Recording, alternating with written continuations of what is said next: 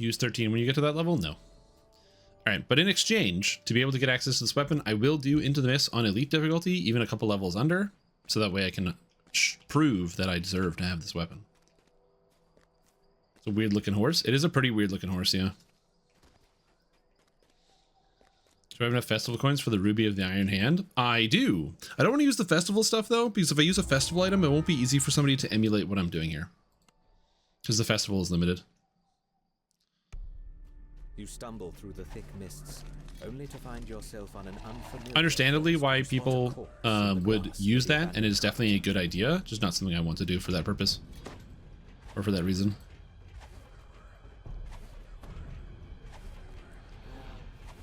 Yeah, we're not going to use the Lamordia weapons because the Lamordia weapons are too good.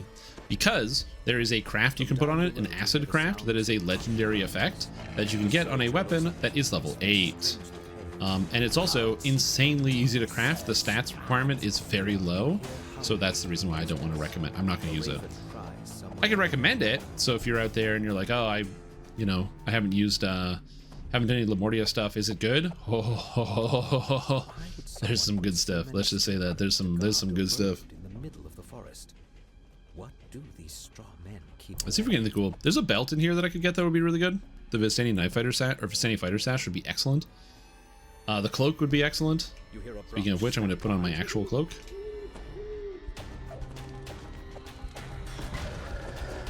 Keep blasting this guy. The wisps are the only things that are dangerous here because they deal AoE damage and they can hurt me quite a bit.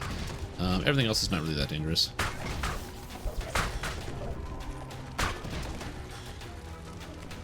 And even still, the danger that they pose is like not that high, generally, I would say. Although that sucks. My dog is taking too much damage, dude. There we go. Alright. I should probably have Cure Critical. It costs 16.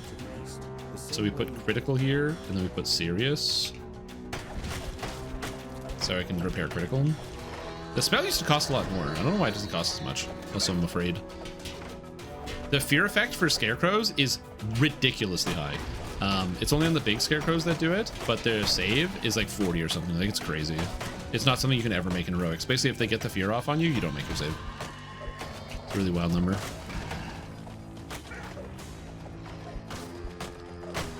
Yeah, so I don't have great damage. I'm not really ready for Ravenloft, for sure. In 2 levels, will I be ready for Ravenloft? Probably not, but we'll see.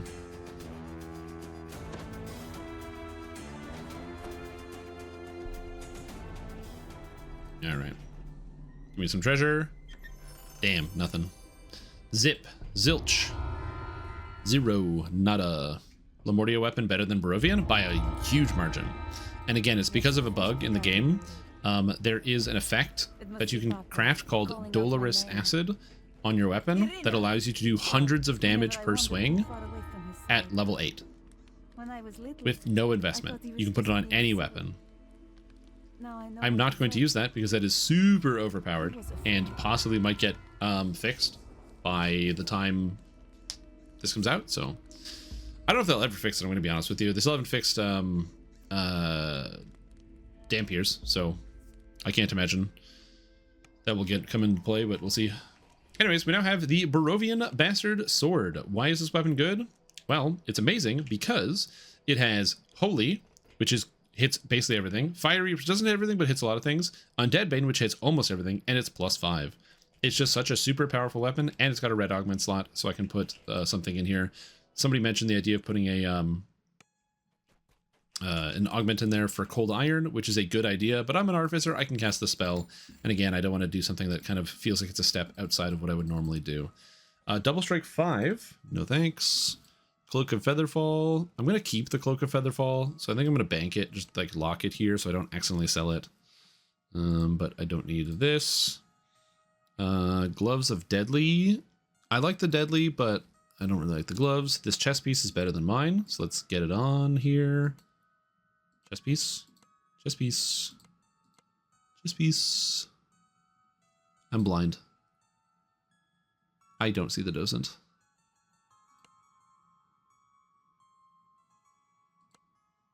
Ah, there it is. Perfect. I don't need pretty much any of these stats. The Insightful Sheltering is kind of nice, I guess. But yeah, I don't really need the rest. Then we sell some gems. You'll notice that the amount I'm selling for is increasing all the time, which is very, very nice. I don't need this. I don't need the Wand of Ice Storm. I don't need the Thought Spike anymore. We can get rid of that. I'm probably just going to use this Rune Arm the entire time. Green Steel Crafting. Green Steel Crafting. Okay, so I am going to put on my evocation focus necklace of reconstruction now, because I think it's going to be helpful for the damage stats. The downside is that I have no search or spot, so if I don't remember where traps are, I won't be able to spot them ahead of time, and I might walk into them. Fortunately, I do know where they are, so I'll be able to show you guys where you can get some. I don't want to drop my strength just yet, and I have spell resistance, so I don't need this item anymore. The shatter is kind of nice, but I don't need it. Compensated if they nerfed it? True. Swamped and can't fix the stuff they gotta pop out properly. Or yeah, I agree. Hopefully they can get an extra hand on deck to help with some bugs fixes and things like that. Oh, also I can get rid of this because this is just an improved helmet. Ooh-hoo-hoo. Beautiful. Yeah, we'll sell this out of the game as well. Goodbye. Now I am gonna do a quick auction house check to see if I can just replace my Ember crossbow. This thing sucks. So let's see if I can get a better repeating crossbow. So 10 crossbow and let's see what we got. +3 holy light crossbow. These are just regular crossbows. 4 biting repeating crossbow. It's got +2 acid and it's a +4 and it has critical piercing. Sick crossbow. I'm gonna buy it. I got the money, so I might as well. And I feel like purchasing this crossbow. It's much better than my basic unenchanted crossbow, and it will help me out for when I need ranged combat. I don't think the acid is going to be a negative at all. I kind of wanted the holy one, but this also seems kind of good. Again, my goal is not to use crossbows, but it's good to have it for when those areas where I need the ranged, which is quite good. And man-moded with the sword. I mean, yeah, that's also an option. I thought about that. I feel so dumb. Every question you answer, I have more questions. Gotta ask, what is broken about Dampier? What's broken about Dampier is that the several effects in the both Dampier and Dark Bargainer tree do not do what they say they do due to bugs. In some cases, just making them worse abilities that you don't want to use, and in other cases, actually breaking them to the point where they just don't work. So the quickest example I can give you is one of the abilities that you get early on makes it so that when you use your Vampire Bite, it causes multiple negative levels. Currently, it does not do that. It causes 1 negative level. The reason why that matters is because if you hit somebody with an attack, 1 negative level reduces their maximum hit points by a very small amount, which means you're likely not even going to do any additional damage or have any noticeable impact from hitting an enemy and gaining 1 negative level, or causing them to gain a negative level. Usually this would be a very important and relevant stat. In this case, it's almost negligible and you don't notice it. So that kind of sucks. So it's basically just a noob trap where if you don't realize it's bad, you put points into it and then, whoops, your points are gone. Then you have the second half. I'm going to take Anvil because that sounds good. He's a big Warforged. The second half is that there's an ability called Ascendant Bite. And what it does is it makes it so when you bite somebody, if they are cowering, so you have to prep them with a cower effect, so they're already afraid, you can instantly kill them. It's a really cool ability. The problem is the DC is supposed to be 10 plus the highest of like strength, dex, constitution, or no, strength, intelligence, constitution, or charisma, I think, plus your stunning bonuses, plus your enchantment bonuses. So you can kind of mix like your melee stats, your caster stats, and kind of make this instant kill thing work. It's still a bad ability, but it would be kind of cool. Instead, this DC is 10 plus strength, which means if you had a 200 strength, you still couldn't use it at the end game. And you can't have a 200 strength because it's mathematically impossible. So as a result, you can't use that ability throughout the entire game. So the idea of sneaking around, stunning people, and then instantly killing them is just something you can't do, which is unfortunate.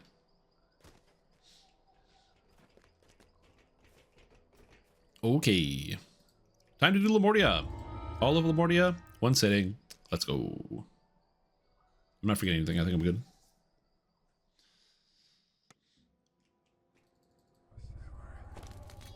So I should probably summon the guy. How much health does Anvil have? 262. I almost have as much as the hireling. Cool. Also with a two-handed sword. Love it. Oh, he has the old action boost haste icon. Dude, fighter haste boost too. Oh man, that hits me in the member berries. That's a throwback. Issues fixed? Yeah, eventually. Drifts up from down below. Nothing. Somebody nothing. we got here. The voice actor who does like the accent or the voice in that character. Oh my god.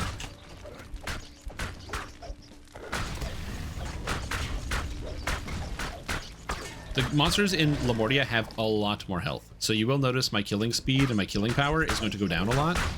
That's just because the monsters do end up having a lot more health in Lamordia. It's just the kind of nature of the beast. So you will see that happening a little bit more here as I move further in. Too late. The birds got to him. Lamordia is the newest expansion as of time of recording. So if you are watching this in the future and you're like, whoa, this looks kind of cool. Again, it's the newest expansion. Lamordia is based on, or the Chill of Ravenloft is based on the universe called Lamordia, which is like a plane of dread inside a Ravenloft. So Barovia is the first place we went to in Ravenloft, and now we're in Lamordia, which is the second place here, obviously, because it's not Barovia. One of the cool things about Lamordia is that there's a lot of secrets in Lamordia, and there's like a big crafting system, and to craft, don't step on the traps, Strimtom. I didn't expect all the traps to go off right away, but like whatever. Anyway, there's a crafting system in Lamordia, and the craftable items are very, very good. So you get craftable items by interacting with, or by looting all the secondary chests. You get all the materials, and the actual gear you get is fantastic. So definitely something to find value in spending your time doing. Also, fun fact, I had a Sonic Absorb item that I put on, which is likely what prevented me from dying there to that. Also, I'm getting surrounded by harpies, which sucks. That thing hit me with a disintegrate and I didn't die. Okay, they are disintegrating at this stage. I have to ask myself if it's worth it. I made the save to disintegrate and I took 45. Oh no, that was Cyclonic Blast. Never mind, Cyclonic Blast is not as bad. It was only 50 damage. Still, it's a tough one. So the Toddstrasser gang was already here. That'll do, Schmidt. You can slink back to your hut now. Anyway, that's why you're gonna see me doing all the optionals, because I want all the materials for crafting weapons and stuff. Today. It's not like before, when you could just pluck them out of the ground. Ugh, out of the ground. I don't know how they make that voice. It like makes me uncomfortable, the sound of it.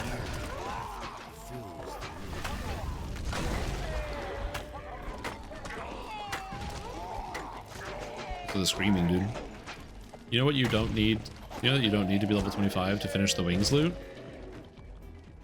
Well, you don't have to be any level to finish the loots. You just have to be in a quest level. Your level doesn't matter.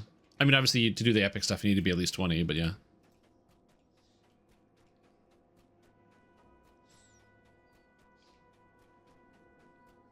Where's my body shit, Smirt? You promised me bodies. Your level according to the wiki? Oh, it's your level?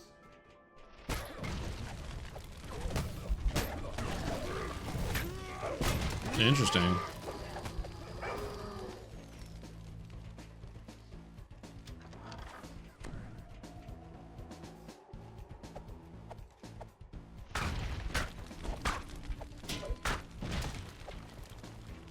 Alright, get these guys.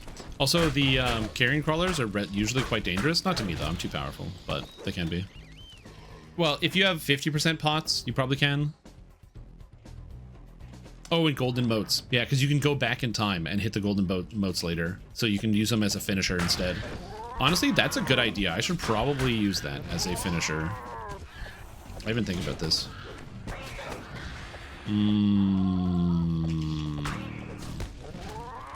Yes, XP potions work on motes. So if you have a 50% potion, you get 50% more on the mote. An angry voice rings from the courtyard. Where are my bodies? Yeah, Schmidt? I know. Don't worry. I'm with you. I have no idea how that is functioning, how that is like a layer of progression, how an XP potion can feed into durability. I don't know. I literally don't know. You claim some other mob took him, It isn't but you know something me, that Schmidt. I couldn't begin to find the through line of how that functions, but it is how it works. You can do that. Yep. And I think all that time, you were keeping the bodies for yourself. Probably enough It was done on purpose for the monies. Oh yeah, it was definitely done on purpose for sure. Like I'm not saying it was like a weird bug. It's definitely done on purpose. A lone woman Like there's no way that could be an accident. watching the murderous body snatchers. She seems to be oblivious to the danger. All right, and now we go into the main town. Well now, seems I was right. For the record, I think Lamordia is an extremely good expansion. Chilla Ravenloft. The quests are really, really good. I love the adventure zone. I think the story is fantastic. The quests are fun. The new monsters are cool. The visuals are great. Get your hands off our property. That stick job belongs to the deadmongers. Deal with this rat bag, lads. I'm off to Dead Man's Crossing. I've got some things to talk over with the others. You've defeated the body. You know it's 13 Nef out, but it's not minus 50 anymore with the wind chill, so actually not so bad. When it gets back to 15 it'll be almost t-shirt time. Almost t-shirt time, yeah. Yeah, I definitely currently do the thing where on garbage day, I don't usually put my jacket on anymore. I just quickly dash outside and then run back inside in my pajamas. It might be minus 25, but I'm not outside for that long. We grab every single quest and then we go on our big adventure. I'm going to be doing a lot of adventures out here. I don't know if I have the full inventory space for this. Do I have enough rep for the coin lords? Oh, I don't have enough coin lord rep. Also, I can get better thieves tools. So I should probably do that at some point. I forgot about that. Because I can now buy +4 thieves tools. So that's something to think about. Question regarding adventure zones. Why can't you scale them like you can dungeons? I don't know. It's probably a... Like, it's because they don't let you, but I'm assuming it's probably like a philosophy thing. Like they don't want that to be a thing where you can scale them that way.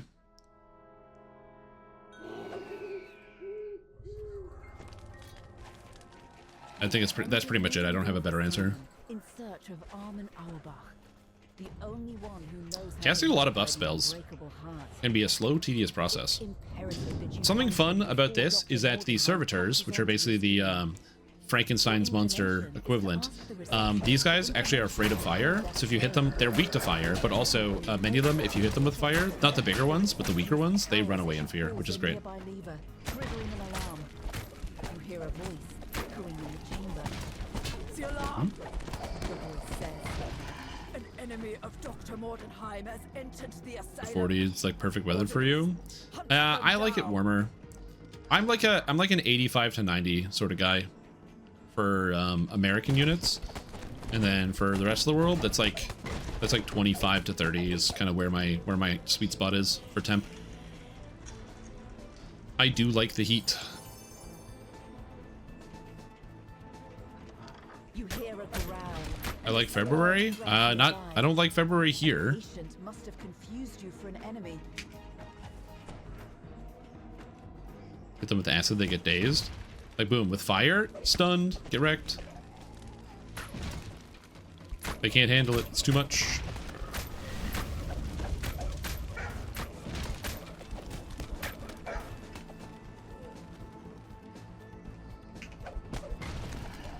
Alright. Now, we have this section here. I wonder, I'm gonna put these guys on passive so I don't have to deal with them like accidentally attacking the head orderly for when I drag them around to places. Because he has to charge into specific walls, and if they attack him, that would be very annoying. You must be the intruder. He gives you a curt nod. I'm the head orderly here. Before I pummel you Oh? into the ground, let's have a chat. Huh? Perhaps we can. Oh, and the moat is in here? That is so bull. I don't want to deal with the moat and this guy at the same time. He's not like he's that dangerous, but that's annoying. Make you wish you left. I gave you the chance. Okay, we're gonna pull this. Looks weak. I guess I will do this. A direct charge from the head orderly might bring it down. Just the howlers.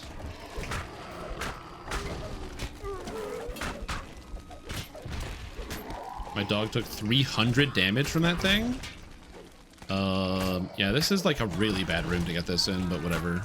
I want to get the wings. Dryad. I have to heal my dog. So dog heal. Dog heal. Just gonna keep shooting and healing. Keep shooting and healing. Keep shooting and healing.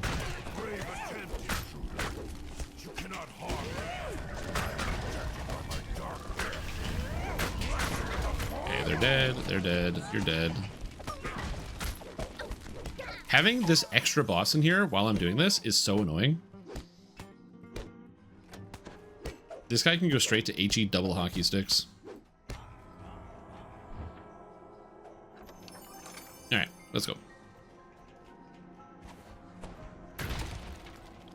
It is nice with the spring when you're out in winter, snow is melting. Yeah, I don't know. I don't really like wearing like light sweaters. I probably should like wearing light sweaters. I don't wear them that often though. I used to. I used to be a big fan of the light sweater. Just waiting. Whee!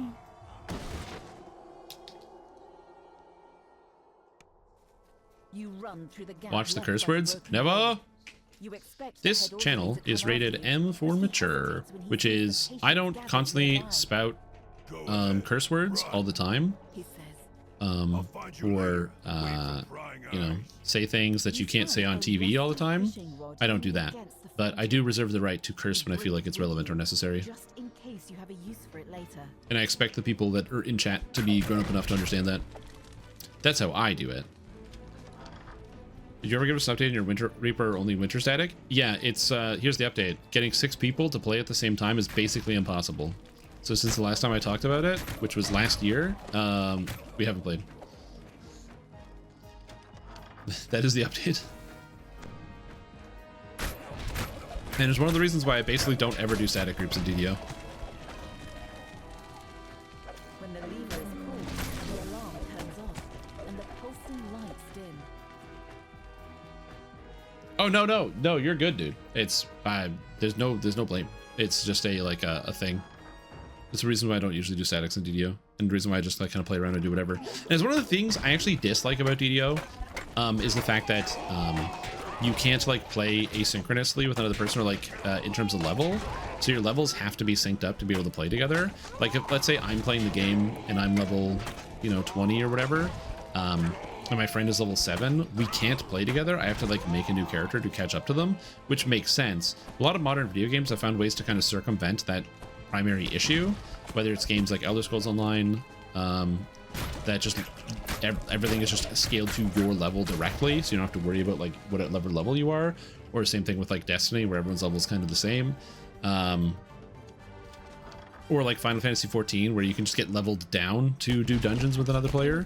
So I can do dungeons with you, but it just reduces my level to a lower level.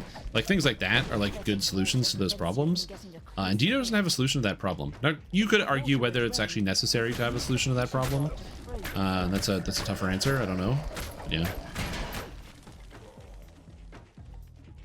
Yeah, the purple names are designed for the challenge. We're gonna try to do some of the purple names. I don't think I can kill the Hydra, but I should be able to do the Etten and the other guy.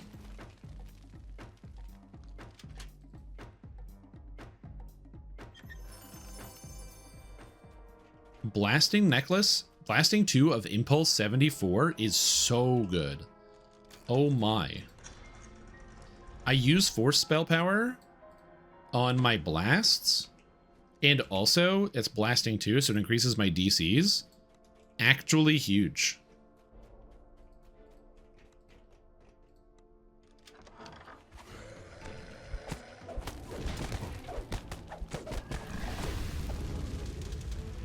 Okay, now I have to deal with Lightning Floor. Hopefully all my guys don't die to Lightning Floor, but we'll see. They are currently all dying to Lightning Floor. Let's stop it. These spiders, by the way, on the highest difficulty are extremely dangerous when you're playing this on like Reaper mode in endgame, so like cap. They're hitting you for like 600 damage every time they attack. It's really funny. Very, very dangerous spiders. Yes, zones. So epic adventure zones and all the newer adventure zones do scale the amount of monsters and the health of the monsters based on the number of players present. You can use the fishing rod to reveal. While solo, you get the monsters go up to double and their health goes up to double as well if you have more people. And you plummet into a crash-filled room. The Otyugh withers and I don't like dies. have a lot of resources left, but the quest is almost done. What is this? Full zip sweatshirt. It's loading.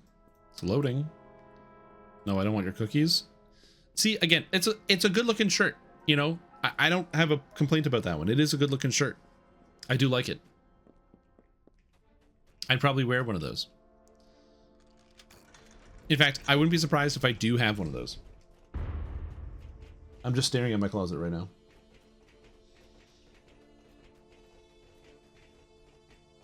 Yeah, it's a good deal. Now that the drain has been cleared, you use the fishing rod to latch onto whatever is inside. Your effort rewards Almost done. you with a silver key. The missing key to the patient's wing. Yeah, you should try it now, Jeremy. Dungeons & Dragons Online, big fan. It's The plaque beside this one of my favorite games to play, and has been for the past 10 years. You'll need a silver Ooh. key to open the Gravekeeper's door. Heavy Cloak. Profane Life Force, Insightful Magical Sheltering. I might craft on this because this item is really crazy. That's very, very handy. And it's better than most cloaks are going to be able to get. So since I have materials, I'm probably going to try to do a crafting session on that Unlock the and get door something good. leading to the patient's wing. Woo.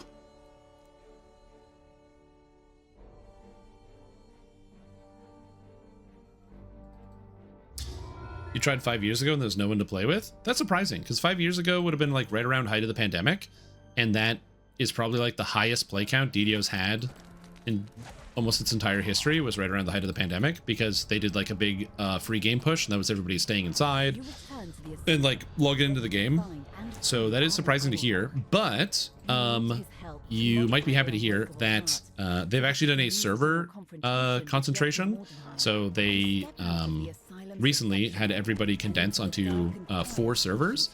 Also, one of those servers is a European server. So if you happen to be from Europe, you can actually have like much faster ping if you want, and play with other European players around similar play times. So you don't have to try to work off of like North American schedules, that sort of thing.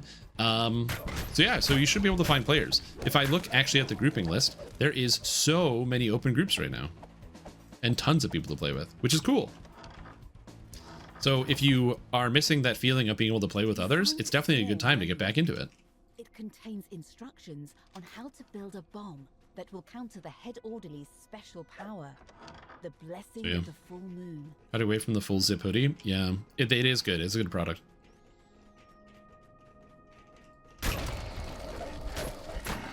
We farm my green steel great axe on my account. Can I do that solo if you don't find people for it? I'm pretty sure you can solo Shroud if you're over leveled for it, yeah.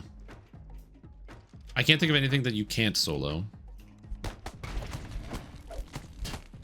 Because you can solo the maze.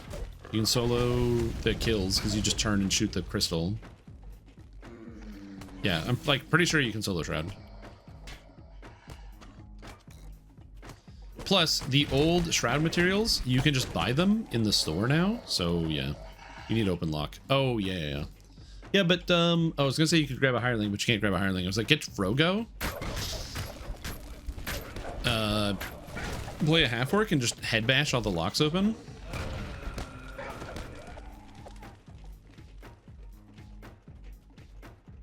Grouping as a new player. Most groups want to go fast for newbies. That's true, yeah. You need to find the groups where people are specifically saying like flower sniffing, that sort of thing.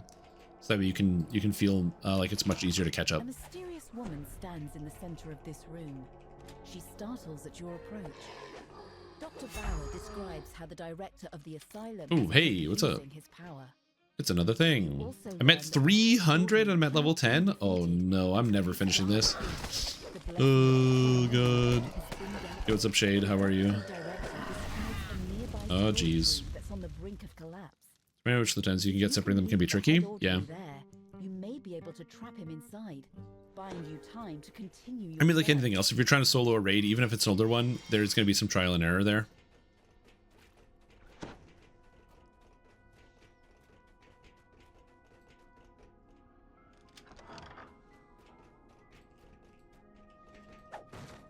later because you can start getting lots more purples.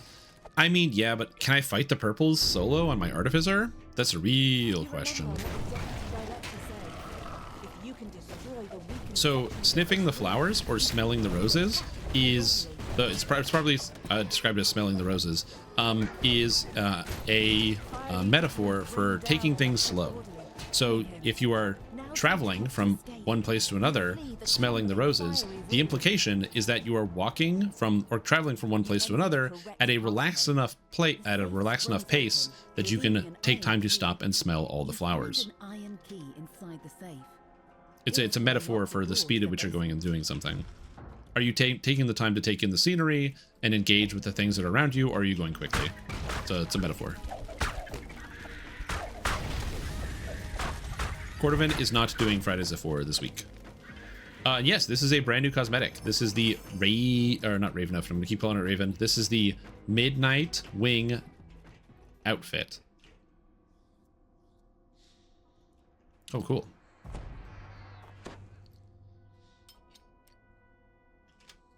Hi, what's a metaphor then? Great question. Thank you for asking.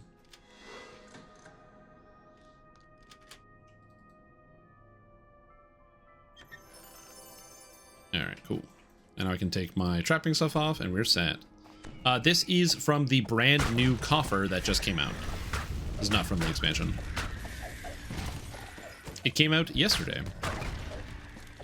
Metaphor is a video game. Video games can be kind of like used as have metaphors in them, which can be references to real life. Kind of.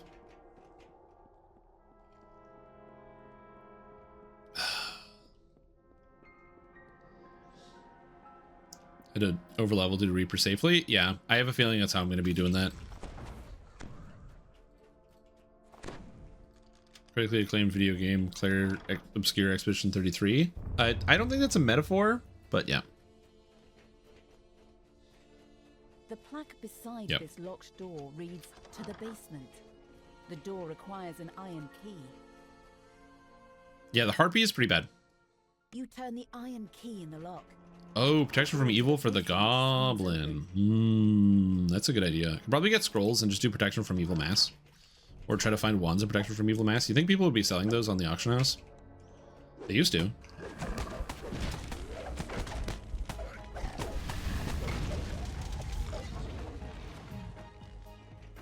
So yeah. Yeah, I like that the cloak kind of waggles.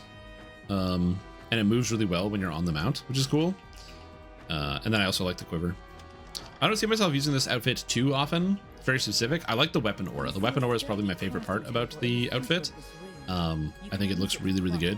Again, the weapon aura, to me, it's got that, like, I've said this before, it reminds me of in the Lord of the Rings movie when they're like at Minas Morgul and there's that weird like kind of blue-green glow that comes out of it.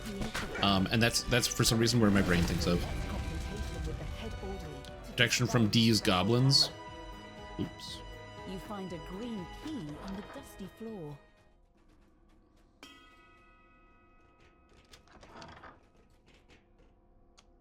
Keep opening doors. It's this way, right? This is the extra chest? No. You hear muttering on the other side of this door. There's a door I didn't go down that I forgot to do. You see a wide It's fine. of lab equipment in this room.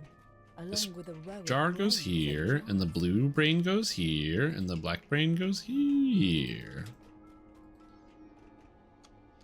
I do appreciate that they give you instructions on how to solve that puzzle if you can't figure it out on your own. Passage.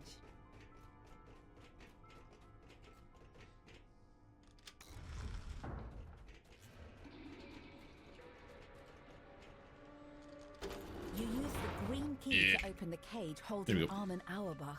The wall creaks open. And now we chill. revealing a large Eventually they'll come in. laboratory I didn't check my email. I'm gonna do that real quick. Because I got an email and I didn't look at it. In the cage calls out as you approach. I got 5 emails today. Mordenheim? It couldn't be. A friend? Impossible! Who are you? Armen Auerbach says the asylum's director would never allow Weird. him to leave. To prove the point, both the director Everything is fine. and the head orderly That's a weird email. I'll have to get back to that later. seeking a final confrontation. Eventually this guy's gonna fight me, so I'm just gonna chill until eventually he does go to his next phase. Springing to action beside him. Let me chill.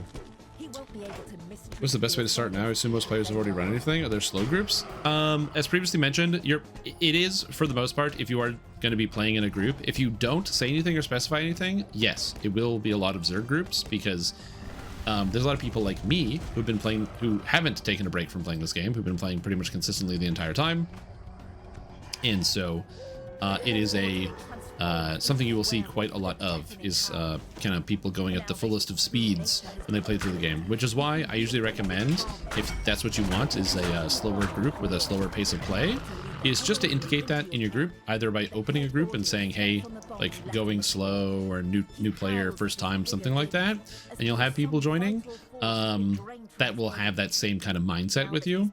Another thing also is just generally the third-party tools. There's like the Discord, or there's an official Discord for the actual video game, which if you want a link, I can poke it in here now to find other people who are also like new to the game. Official as in it's run by the video game company itself to help people find other players to play with and other sorts of things. And it's really cool. It's actually a really great Discord. A lot of good information there and good places to ask questions if there's something you don't know or how to do something. The people there are pretty good. At last I can do as I see. Just started a new free account. If I only play one tune the whole time, will I eventually have to start grinding the same quest over and over to make it to 30 and double reincarnate? Absolutely, yes. If you don't have any access to any quest, yes, you will have to repeat quite a lot. That being said, the you will be able to do something because as you play, you'll earn points and you can buy new quest packs. And some of the quest packs are better than others. Plus, also, if you wait for a quest pack sale, you can do some stuff. But yeah, if you're brand new with nothing, yeah. You're safe. Come, we don't have much time. Yeah, if you own literally nothing on a new free-to-play account, yes, you will have to do some quest repetitions. Absolutely. Nods at Armin, signaling him to begin. If you have a new account, or if you're like a free-to-play player, you own all the content, but you can't open for VIP, so you just like make a brand new character. You can play through the entire game on normal. There's plenty of quests on normal to level up all the way through. I might be going down, but she's coming with me. I'm ready to go to Schlossmordenheim whenever you are. Schlossmordenheim? What a name. But I think you have what it takes to help me do it. Victra, my love. Your time has come. Elise's height check. Elise height check. I appreciate that you're like on top of that. Ransacking the Miller's Debt. I do remember back when the Miller's Debt used to be a quest that had multiple difficulties in it. It was a big deal. As I said, these quests are cool. There is quite a lot of challenge. You might see me and be like, wow, this guy's breezing through. Remember, I'm just playing a character that you could make yourself and level all the way through. Also, the protection spells, they really do help out quite a bit. Toughen Construct, all the elemental resistances, the extra armor class from like the shield one, things like that, the armor class from the haste potion. Look at my armor class. Bow down before my 43 armor class. This rundown building is filled with Buffet Wild and get Mist for 99. Yeah, the fact that a couple of the expansions in the game are on sale for 99 points is awesome. It's really, really good. Well, not just info is key. It was info is key we were doing that for. Kobold Ringleader. Oh, yeah. Always. Elite, elite, elite. Elite, hard, normal. Yeah, this character does use Artificer and Harper Agent. But, you know. You pull the lever. That is what it is. It does use Artificer and Harper Agent. For some reason, you suddenly smell Oh, man. I remember doing Kobold Assault every life. It was like, you had to do Kobold Assault. Now the only time I would do Kobold Assault is for hardcore, for favor. But man, those are the days. You guys remember running Kobold Assault regularly? Wow, what a time to be alive. That the Deadmongers took over this building after they abandoned Gruber Manor next door. Apparently, that place became overrun by the undead. Ooh, that guy hit me with a voltaic burst. What the heck?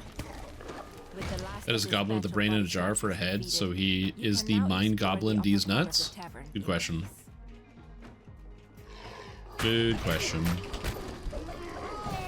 I don't know if they would ever make a D's nuts joke directly to the players like that, but they could. I do appreciate when there are fun references to different video games or different concepts. For example, if you have played the video game Last Epoch. Last Epoch is an action RPG. Oh, that's a purple one. Oh, fuck.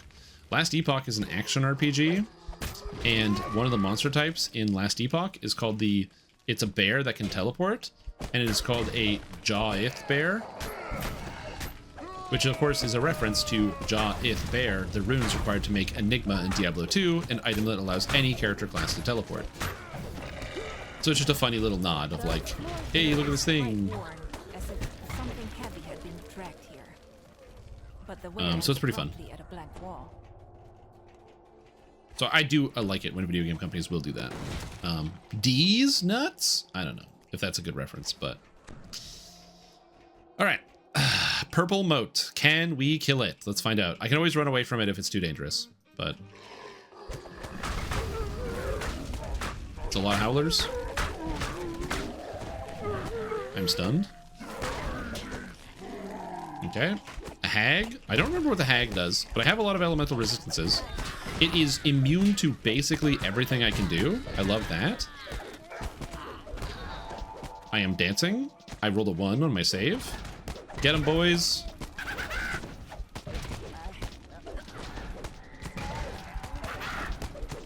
And he's dead. All right. Do I need cold iron for that? I do need cold iron. 26 damage reduction? Okay, I should have casted this spell. Note to self, always buff with cold iron damage reduction before that happens. Dol Umberist. The door opens, revealing a concealed passageway. You can just make out the Asked to save these nuts. Oh, we do have several squirrels in quests. The Feywild has quite a few of them.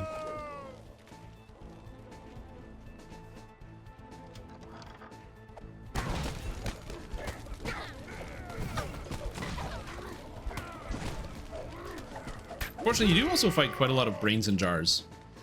I think there's 3 of them in Lamordia as bosses. It's always fun.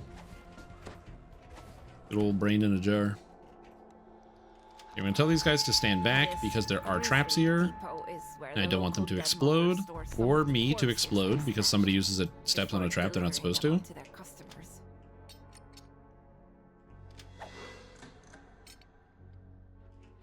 Oh, I succeed on a 2. Let's go. All right. Prudent 4, Helm of Resistance 3. Sick. And now away we go. I have cold res, so this is fine. That's actually a pretty cool helmet. So when I complete this adventure area, I will get access to a dark gift. I don't know if I should use the dark gift or not. The dark gift I want to use is called Echoing Soul, which basically solves all of my skill problems through the rest of the entire leveling process. I will look for skill items, but I won't need to, because it basically gives me plus 20 to all my skills. I'm not sure if I should take it. It is good, and I would recommend you take it if you're a brand new character going through this, if you own Lamordia like I do. But, yeah. And it's not just the temperature. This place feels... Oh my god, everything's just exploding.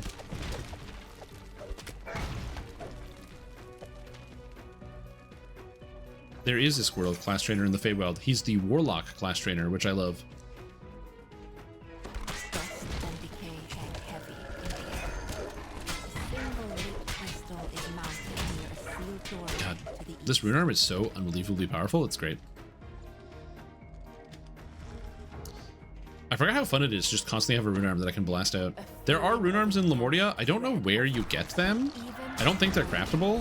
I couldn't tell you offhand. Oh, I don't have Incorporeal for this Haunting Apparition. Fun fact about the Haunting Apparitions, they apply a debuff to you. They're one of the new monster types in the game. They apply a debuff to you that makes it so you deal damage in an area of effect around your character to everyone around you. On the higher difficulties, if you have that debuff, you just have to get out of the party. 2 craft slots? Oh, shit. See if we can get one.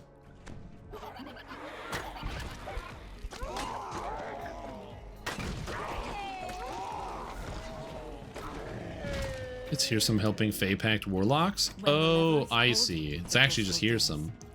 Allow It was here some the whole time. Doorway. You come across something shining a bright light. Yeah, the fireball rune arms are much better. I do like lightning lash though. It's a good one.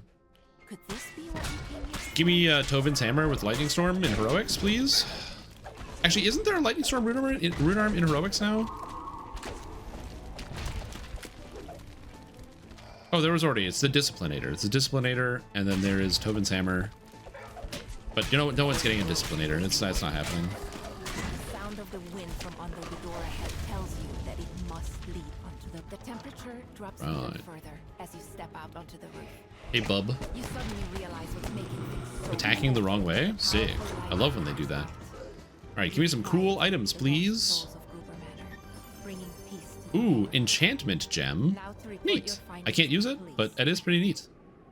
If I needed enchantment, I could slap that into a moon socket. It's not worth swapping, especially when you have better rune arms now, but when you didn't, oh man. Hand of the Tombs would be nice on this character.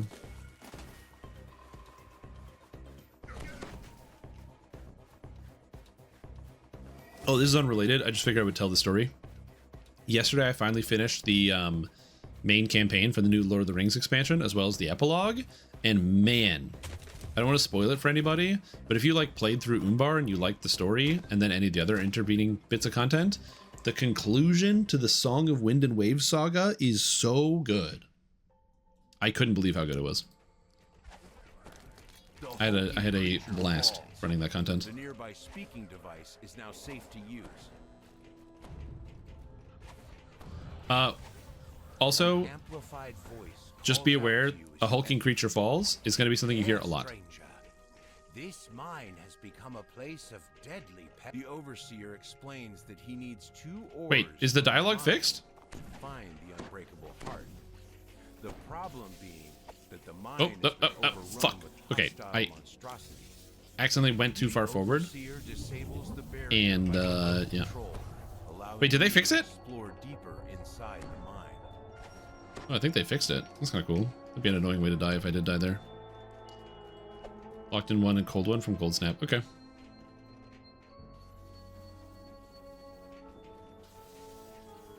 The hulking creature Nope, it's not falls. fixed. Okay. The nearby speaking I was like, is it device fixed? now safe No, it's not.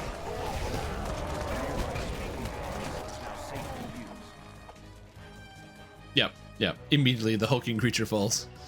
Don't forget, guys, the hulking creature falls. Get him, boys. Alright, crossbow time. This is what we have a crossbow for.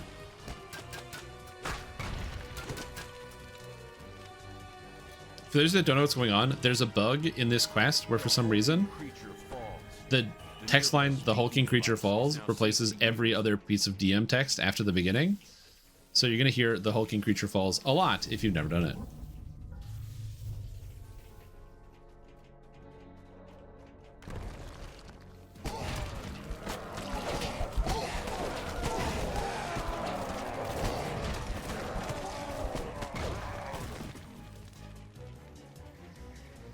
Alright. The hulking creature falls. Oh, the hulking The creature nearby falls. Good to speaking know. device is now safe to use. I still remember The when hulking creature falls. I like it was like my first time coming through here and I hadn't done these quests and people were spamming it in the chat and I didn't understand why. And now I get it. Yeah, the hulking creature does it do be falling, man. It do be falling. So they say the bigger they are, the harder they The fall. hulking creature falls.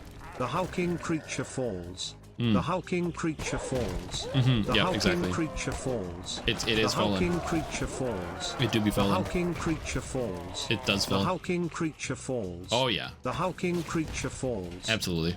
No doubt in my mind. It's constantly falling. Thanks for the bits, Cruiser. Appreciate it. Thank you for reminding me that the hulking creature does in fact fall. What does it do? It gets up. You're never going to keep it down. When it gets knocked down, it gets back up again. The vacation at Hulking Creature Falls when I was a kid. I used to go there all the time. Yeah, there's a music note next to me, and I want to get it, so we're going to do that.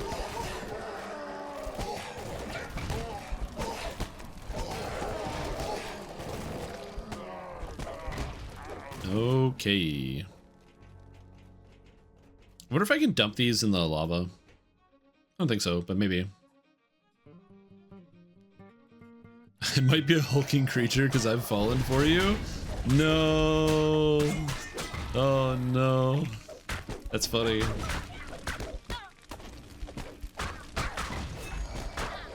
It's like the Ralph Wiggum choo choo choose you, but times 100.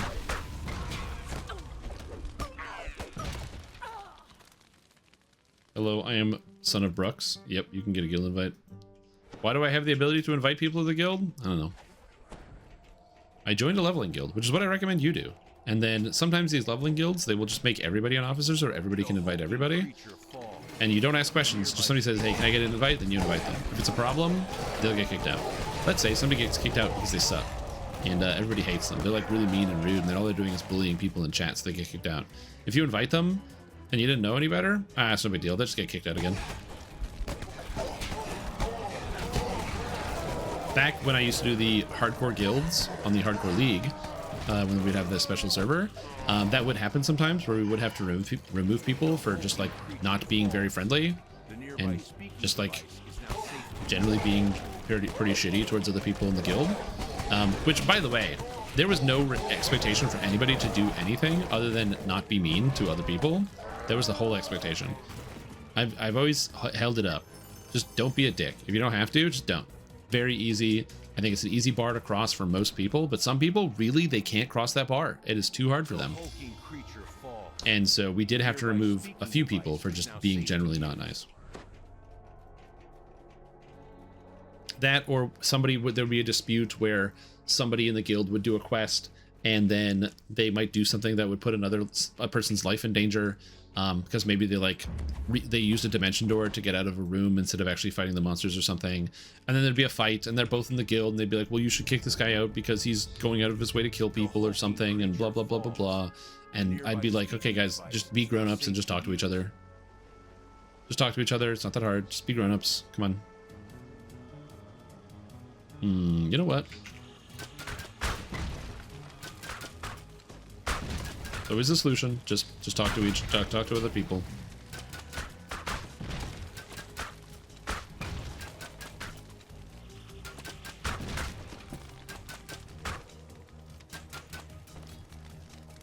You recovered some Victranium. I've said it before and I will say it again. You can solve almost all your problems that you have with other people by just talking to those people. Not all the time, obviously, but most of the time. Acid.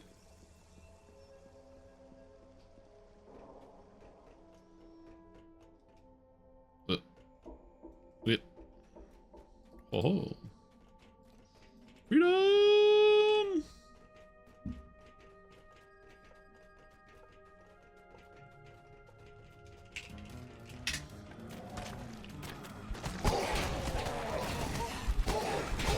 Talking only works with reasonable people. Yeah, that's like kind of true, but I don't know. It's like a skill you have to hone. The more you solve your problems by just like talking to people, the better you get at doing that, and also you're helping prime other people that maybe you can solve your problems by just chatting something out. That's always why I've been like a no nonsense, no drama person. In previous times, like I'd be like, you know, you're in a guild or something, especially like MMO guilds, and you know, you hear somebody say something about you where it'll be like, oh, I heard from this person that they said this thing, or like I heard from this person that they said this thing about you, and I'd be like, oh, okay. So then, instead of spreading a rumor, I would just immediately, boom, open up another window, message that person. Hey, you know, want to talk to you for a sec, blah, blah, blah. Have a chat. Sometimes it was something innocent, sometimes they just suck. But you figure that out right away, and you solve the problem right away. No nonsense, no drama. I don't need to hear spreading rumors behind my back. I'm just gonna go straight to the source. Just talk to them. There's probably like a solution to the problem. Oh, do you not like me? Oh, why? Oh, is it because I did this? Oh, sorry about that. I didn't know. My bad. Can we resolve this peacefully? Great. Fantastic. Let's go. Move on.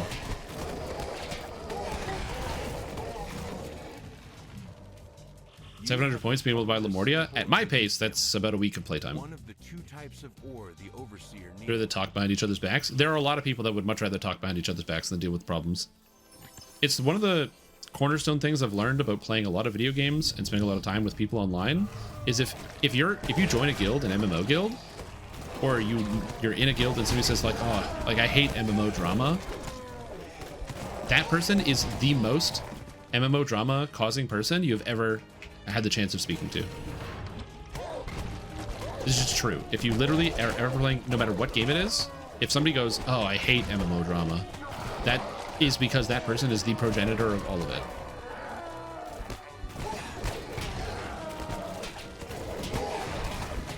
And they will cause nothing but endless trauma for you and your friends.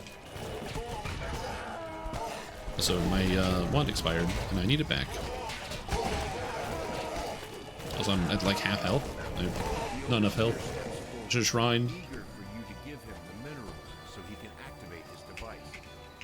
The hulking creature. Blast from the challenge? Why is it made of wood? I don't know why it's made of wood specifically, but that's a good question.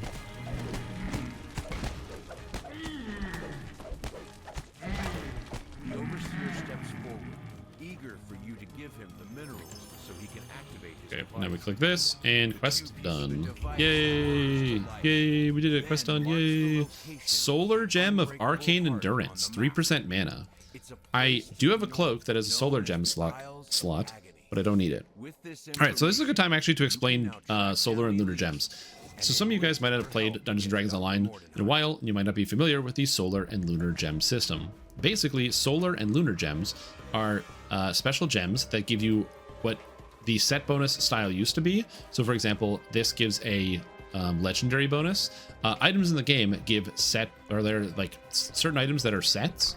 And that's how most items used to deliver their power, was through the power of set bonuses. So what I mean by that is you would go into, let's say you do like a quest. So you go into like Barovia, so original Ravenloft. They'd be like these 3 item sets, and they would give you an artifact bonus to your stats. They were kind of restrictive in that the item sets would, you'd have to wear the 3 items, and if there's one of the items that you didn't really care for, if you wanted the set, you had to wear it if you didn't care for the item. And also, you would get all the stats. So if you didn't want all the stats in the set, but you wanted like 3 out of the 4, let's say, you'd still wear the set. Well, now with the Solar and Lunar augments, you can now customize the items. And so instead of having like a 3-piece set, you will now have chest, cloak, goggles, helmet, trinket that give set bonuses. I'm checking for the purple named rare here so I can fight it. For the Solar Gems, which is the artifact bonuses. And then the rest of the gear is for the lunar bonuses, which give profane, which can stack together. So, for example, I could get Solar Charisma for +2 Charisma on an augment, and Lunar Charisma for +2 Charisma on an augment, and I get an extra 4 Charisma that I wouldn't normally get. Again, you would get these stats if you were playing just getting set bonuses and stuff, but this lets you get it without it. Additionally, the gems are tradable. Personally, I'm a big fan of set bonuses, so my bias is going to come through here entirely. I do like them as a concept, and I like how they function and how they've integrated them into the game. Or not set bonuses, the Solar and Lunar augments. And I think they're a huge improvement over how these set bonuses used to work. That being said, I know that not everybody feels that way, and that's okay.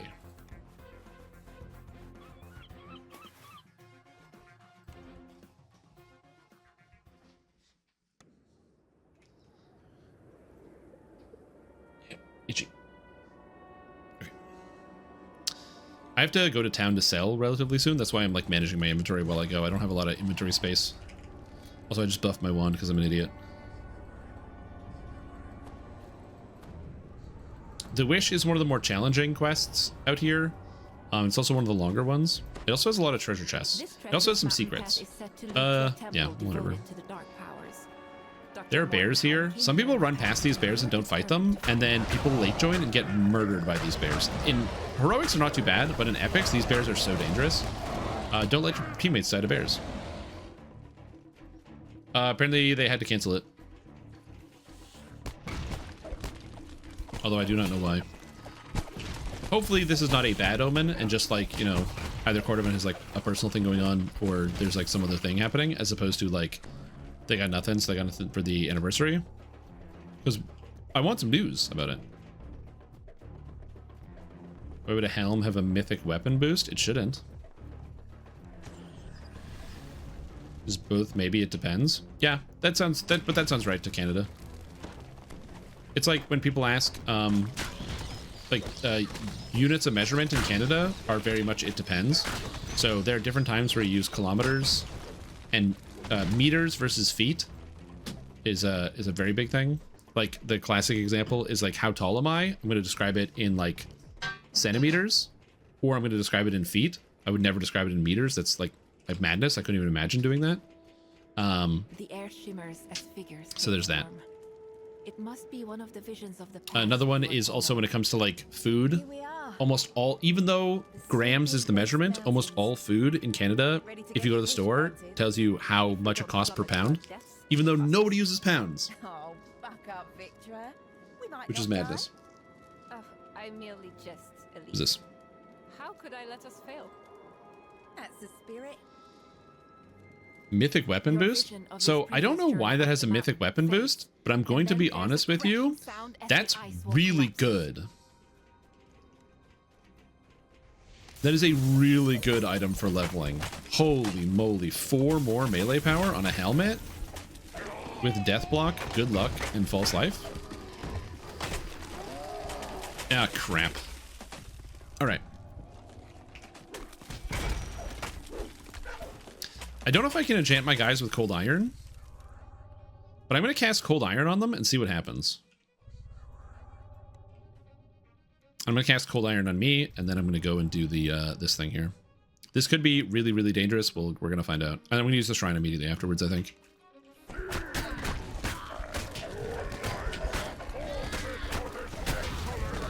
Okay, nice. Having cold iron, very handy. Really helps for the damage, generally. Okay, we have... Everyone has cold iron. Get the hag. Get her. Get her. Oh my god, the cold iron damage reduction is nothing. Oh, it's beautiful. Do I need a shrine? Nah, I'm good. We're gonna keep going. Progress. Progress. Sick, dude. Arties and EKs. Well, you're supposed to be... The reason why they're slotted is specifically to limit how much melee power you can get. But oh my gosh, that's so much extra melee power.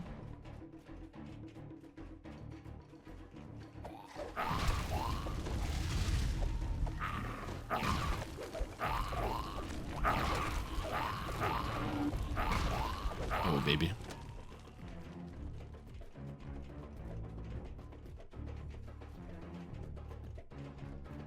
I'll probably use the next shrine maybe then.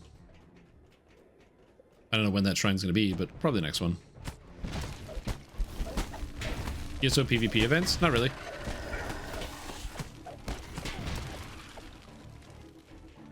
The closest I came to participating in ESO PvP events is when the game first launched, I had a PvP only character that I only ran in Cyrodiil. That was a Templar, and I played it a ton.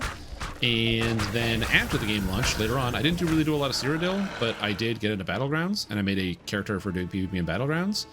And I think the last time I did PvP in Battlegrounds probably would have been 3 years ago. Why, is there some type of PvP event going on in ESO right now? If the legend is true, you mean? A strange clacking sound echoes. As I'm curious about that. You know why I'm interested. Because I'm interested about the Dragonite stuff that's coming and the rebalances. Also the crazy quality of life in March. I might play some ESO in March because there's some real good quality of life, dude. White Strike's Mayhem right now. What's White Strike's Mayhem? The thing crashes to the ground, causing a section of the stone wall to shatter. You must be joking. Easy PvP currency farm? Easy PvP currency, eh? There's a lot of scrolls, so I have to delete them. We have the pursuit of truth and the pursuit of food. You could wake up one day and all those comforts you're used to could be gone. Also, if you're wondering why I'm shrining now, is because they have to, like, keep talking. And eventually I get to go to the next section, so that's why I'm doing this.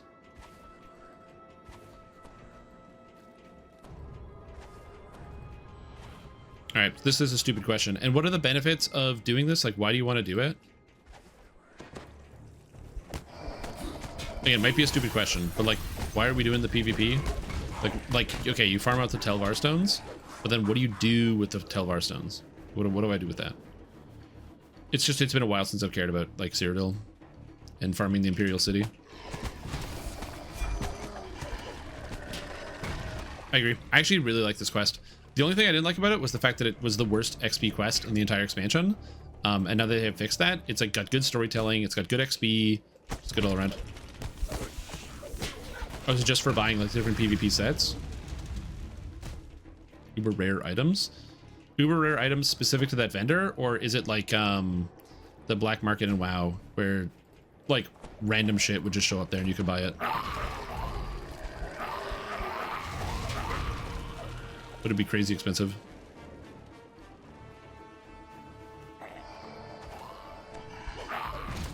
Hi. That's kind of cool. Yeah, like I said, I'd love to play some ESO more, but right now I've got my heels dug in to both Lord of the Rings Online and DDO, and so I just don't really have the mental space for that. Also, there is a trap floor here. I don't know if my hirelings can walk over the trap floor. They cannot. Is the answer to that one.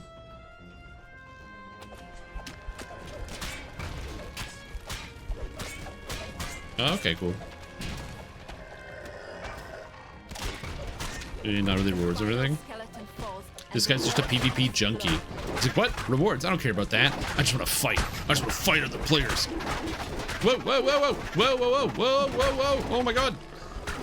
Whoa. Holy. Okay, buddy. Whoa. What the hell was that?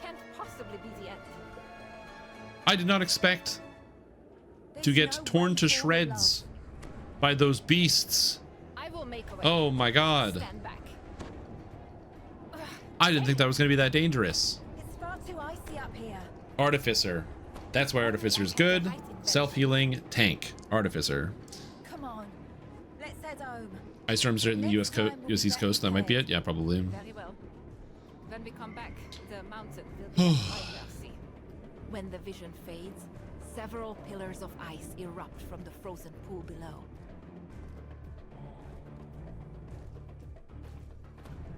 Yeah. I just assumed they weren't scary and everything would be fine. This vision seems more recent. Apparently that was not the right thought. And they are actually very scary. With a grim determination. I'm back. Okay, you send me a DM. And this time I'm prepared. Telvar merchant on a website. How many ads are on this website? And the heart. That's a lot of ads, dude. Wait for me, my love. I will bring you back to life. Oh, it's a bunch of stuff. You get the leads. Oh, some set necklaces. Ooh, that's kind of fun. Triggering a switch in the wall, causing the concealed door to slide open.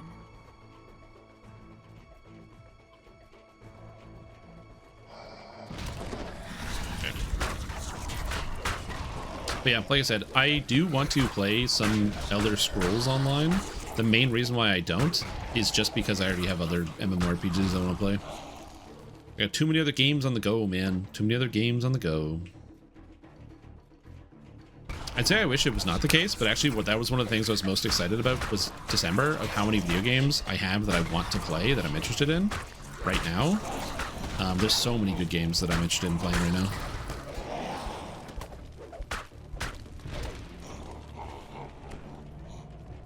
It's like kind of the best worst feeling where you're like, there's too many games and I can't play all of them. But on the other hand, it's like, oh man, isn't that awesome? How could I ever get bored? The answer is sometimes they still get bored, which sucks. Where like I'm like, I don't want to do this, and I don't want to do this, and I don't want to do this.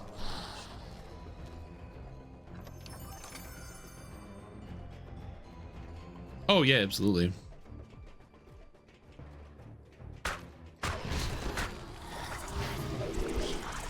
Yeah, a lot of ice storms can be very, very dangerous. And not just because of like the roads. There's also like, it's the added weight on everything that a lot of people don't realize when it comes to ice storms. So, for example, when a lot of snow lands in a tree, the tree can only hold so much because like a branch will have too much on top of it, and then the snow will fall off either onto one side or the other.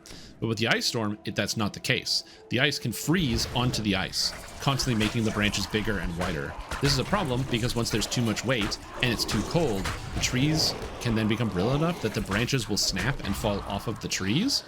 And so trees can become quite dangerous during ice storms because you can have basically these heavy, extra heavy branches that are covered in ice that are extremely dangerous. So that can always be like a bit of a risk. I don't know if I have enough restore potions for getting rid of all my strength damage, which is a bit worrying, but we'll see. I'm gonna have to buy more restore potions later. I do have to town at some point, so we'll see how that goes. Power lines are also another example of that, yep, where you can just add additional weight because the ice freezes onto the ice.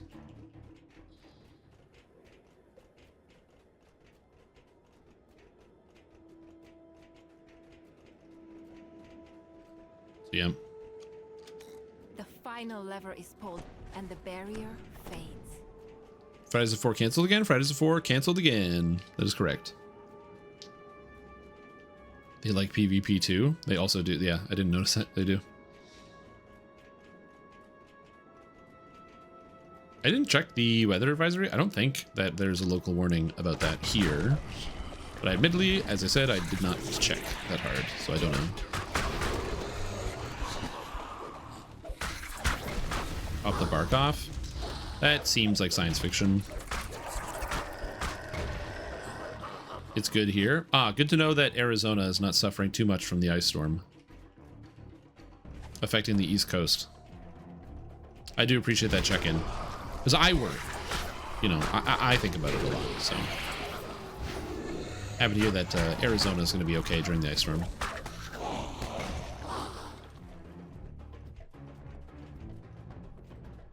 You hear stone grinding on stone.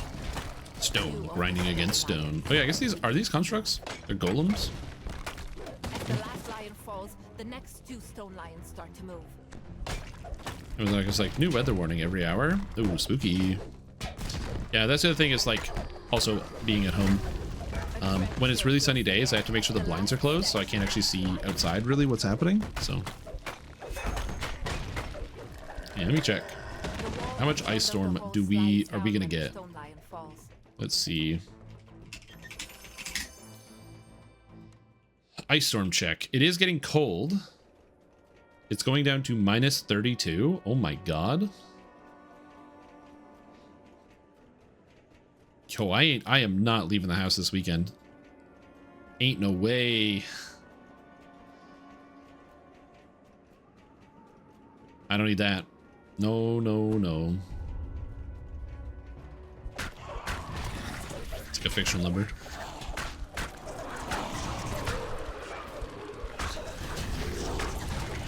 For the record, if you don't know what minus 32 is, because you live in the United States, minus 32 is like minus 25. It is very close. Because, for those that don't know, minus 40 in both Celsius and Fahrenheit is actually the same temperature.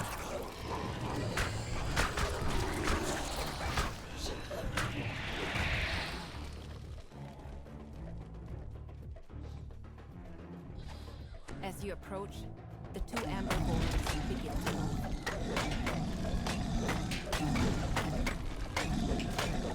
Die, amber golems. Okay, so other than the hook horrors, this quest wasn't too bad, but those hook horrors, man, that was spooky. They really came for me. They went right for my throat. I don't love that. I do not love that. Quite upset. Dark powers, I beseech you, give me the answer to restoring life. Oh, treasure? I'll bring you this heart. No, I want treasure. It cannot save her. Grant me the power of creation. Okay, get rid of this. I have a false life sapphire, so I can probably put that into something. I'll probably put that in the cloak that I'm going to craft, because I think I am going to craft the cloak. It is quite good. A thick snow begins to fall, and the temperature plummets. And we'll go from there. You've seen how Victor's I'm not going to level up, because I think doing the whole chain at 10 is more appropriate. I'm tempted to go sell right now, it's time to return to the city but and think about how I'm just going to sell some scrolls, or like break some scrolls down, try to get rid of some more potions. and other garbage and see if I can save some space. One of the nice things about doing, oh, Wand of Protection from Evil. There it is. Just want to lock it. One of the benefits of doing an entire expansion's worth of content is when you do an entire expansion, you get quite a lot of resources. You know, you get a lot of items. And so my backpack is pretty full of stuff, so I'm gonna be able to make a lot of money. If you're wondering why I climbed up here, there's a rare that's sometimes inside here. He's not.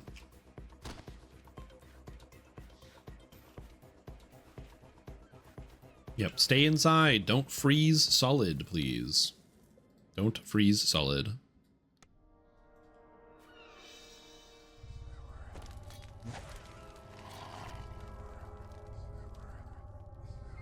I don't know what my odds are to use that wand, but it's level 10, which is really convenient because it lasts a long time. You've come to this graveyard to find Dead Man's Crossing, where the body snatchers are 15%. It's a 36 on the DC. I mean, that's fair. But still. This is where we need the charisma items. Unfortunately, I'm just not good at buffing up the melee guys. Like, I don't have the mass spells. If all my buffs were mass, oh my. Like, if I could cast, like, resist electricity mass and resist fire mass, so I could affect, McDog and my hireling, I would. A network of tunnels connects the basement to the buildings up above.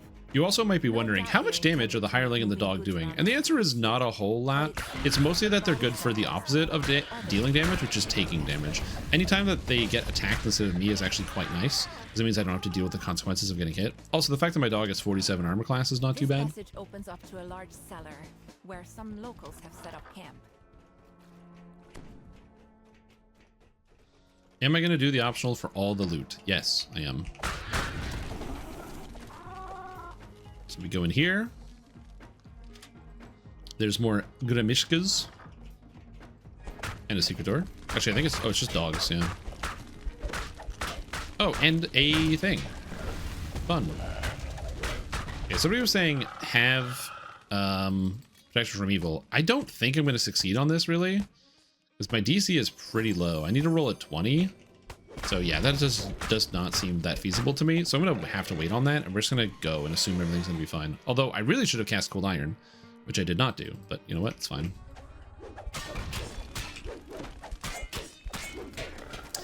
Yeah, adding Cold Iron into the mix is actually insane for the increased damage I get. So I'm going to back up here a sec to get my health back. Because that's spooky. Woo! All right. Look at those rem chests, dude. So much free loot. I mean, I was just talking about how my backpack is entirely full, but don't worry about it. And this is when you start having like loads and loads of money, man. Also, unfortunately, I have a lot of gems in my inventory. I don't have a bigger gem bag. Is this hallway trapped? I think the hallway is trapped. I did grab my free Ravenloft weapon. I asked chat if I should grab the free Ravenloft weapon. I failed on a 7. Okay, well, we're not doing that. Okay. I did not think that that would happen. So we're going to avoid that for now. Apparently having +3 on my trapping skills is not high enough for an item. I need to improve that. No heroism potions? I have heroism active.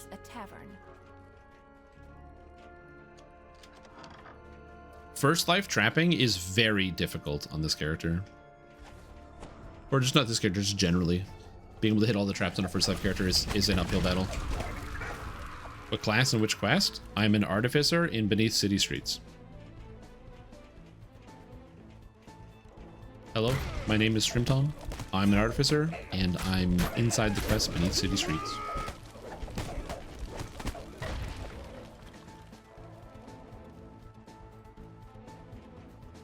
Keening wails fill the air, and a terrifying form appears. Dead Man's Wraith. The wailing falls silent as the gallows speaker discord prays. Alright, everything is good. Again, still have like a million things that are weighing me down, but whatever, it's fine. More scrolls. More scrolls. Do I get a wand? Oh. lot of gems. A lot of gems. I need a bigger gem bag. That's realistically just what I need. Yeah, after this quest, I'm gonna have to go. You've arrived at what sell. appears to be the main base of the Body Snatchers. It's eerily quiet. Yep, this is a newer quest for sure. The newer adventures have higher stats for everything. I think I am gonna take the Dark Gift from here. It does give me the little bit of a risk of sometimes blinding me and preventing me from moving, but on the upside, I can actually get all of the traps, which is something that I am currently struggling with, and that struggle is not going to go away. That's only going to get worse the higher level we get. Is this a bit of a subtle recommendation for people to have Lamordia? I mean, sure, but generally you're going to want to own the expansions anyway, because getting expansions means you can do cool quests and stuff. And it's also just something that's going to happen organically as you play. When people ask the question, which expansion should I buy first? My answer is almost always buy the newest one. The newest one, if you're going to get any of them, is always going to be the one that has like the best items and the most polished stuff in it. Like right now, if you're going to, if I was to tell you between this, Myth Drannor, Isle of Dread, or Vecna, I'm going to recommend Lamordia every day because it's the newest one. It's also good. The quests are good. The items are good. Everything's good about it. But, yeah. The only reason I would recommend Myth Drannor over Lamordia is exclusively because of the raid. The raid is quite good. Red Soul the New is cool. And the items are insane. But to be fair, I think that Myth Drannor might be... is it my least favorite expansion? It might be. I do not really like Myth Drannor. But are you good enough for this? The dying Body Snatcher gasps out. Which feels bad because it's cool. But With the second lever activated, also, the metal grate slides into the wall. Oh, oops. There it is. I have to do this. The floor shifts and Now we have the buckles giant as rat the corpse monster chewer. rises from the refuse through floor. The ground shudders as the massive creature falls. Down. Yep. It's really big and really empty. If there was more stuff in the Myth Drannor Adventure Zone, or if it was just smaller and it felt like more towards what you were doing, I'd be okay with it. But yeah, it's just too big for everything that's in there. Feels like it's a lot of wasted space.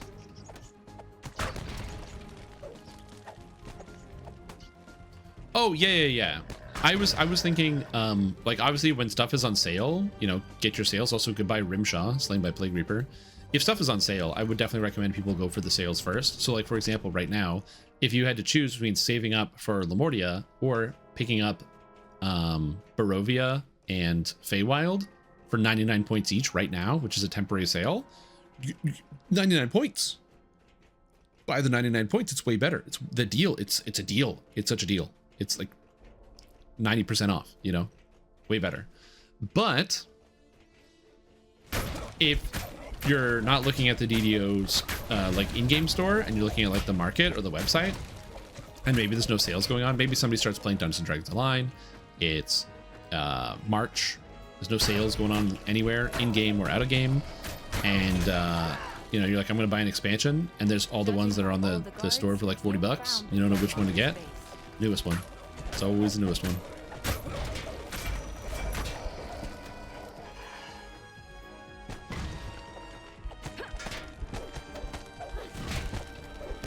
But yes, obviously deals are deals. Like if you can get a really good price on something, I'd recommend going with a good price. Although I will say, I appreciate that these quests are just piles of guys because I can just beat them all up and they can't stop me. It's very satisfying. Try and fight me, bastards. But you can't. I'm an artificer. I have too many hit points. And I got too many guys. I also do appreciate that you might not appreciate this at the time because obviously it's just piles of guys all defending their leader. But we do effectively destroy the entire Deadmonger game, which is doing a pretty reasonably good thing for the people of Lamordia. I mean, sure, we're leaving a power vacuum, and every time you leave a power vacuum, it always causes more problems. He's just one of the corpses he dealt with. you know, You've defeated they're bad the guys. Deadmonger gang. Lemordian Bowler's But you Cap. learned enough Insightful about slaves int. to realize I can craft that this. defeating one gang Cool. won't stop the trade in fresh bodies. Okay, that is If you can't end two the supply, craftable items. Perhaps you can cut off the demand instead. Because if I can put intelligence on that, Try to and then it's got investigate where insightful these bodies are intelligence. being Ooh, delivered. cool. That's a lot of stats for me. Also, someone else just died. Who died? Bloodthorn was slain by Pixie at level 9. RIP Bloodthorn. Okay, I'm going to town right now because I want to do some crafting. That's cool. That's awesome. Oh, snap. I got the Insightful Intelligence helmet. Fishing boat adventure? Yeah, we didn't get to actually go out on the fishing fleet, unfortunately. Which I agree would have been very cool.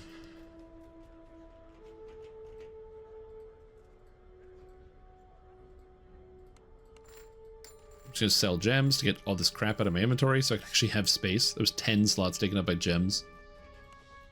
Okay, so we have the bowler cap. And I also have the cloak. No, where's the cloak? The cloak. That's sick. And this is heroic crafting. Okay, so the bowler cap has a melancholic and a dolorous. Melanch. So I can get melancholic intelligence. Oh, and I have all the materials. It only costs 5. So I can get +5 intelligence on my helmet. Absolutely, I'm doing that. That's cool. And what can I get as a dolorous item? So we can do that. And then dolo. Dolorous. That's weapon, accessory. Ramp. Accuracy, damage, deception seeker. Crit damage. Quality intelligence?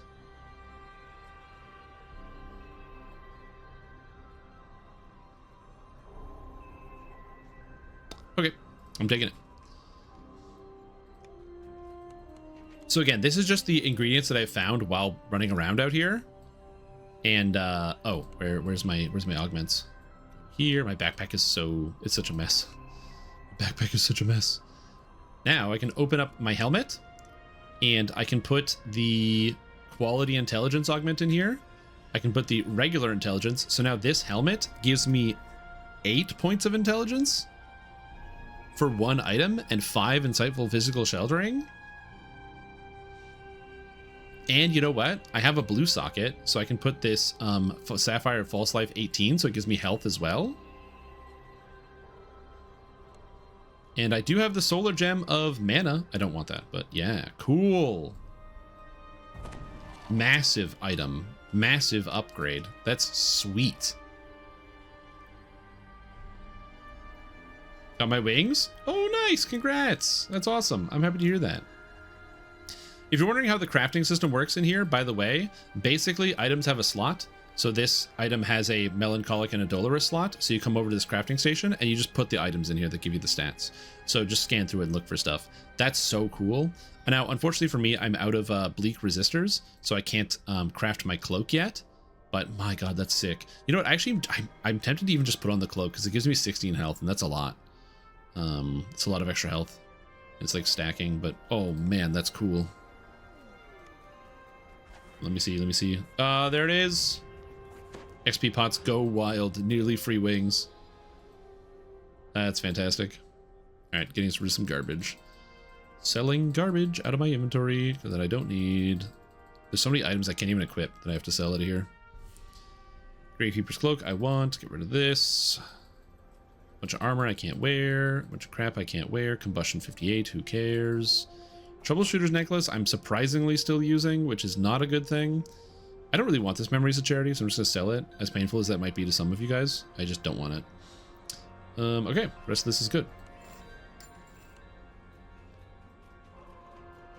I am going to get rid of these augments because I don't need them. And just double check on other pieces of gear. I want this. I guess technically this is my haggle item, so I should have put this on when I was selling. So there's the haggle item. I have so many item swaps. This is the one problem about, like, for me when I start playing, because you just don't have enough items to really accommodate all the stats that you want. I do find myself doing a lot of item swaps in the early game. Anything else I want to bank? I don't need the portable hole now, so I'm going to take this out and put it here. But remember that I do have a portable hole. I did get one. This bastard sword, I don't need. I'm just gonna delete that. Remember, also only putting things in, not taking anything out. It is Solo Maverick. Dude, that intelligence item is so cool. Oh, man.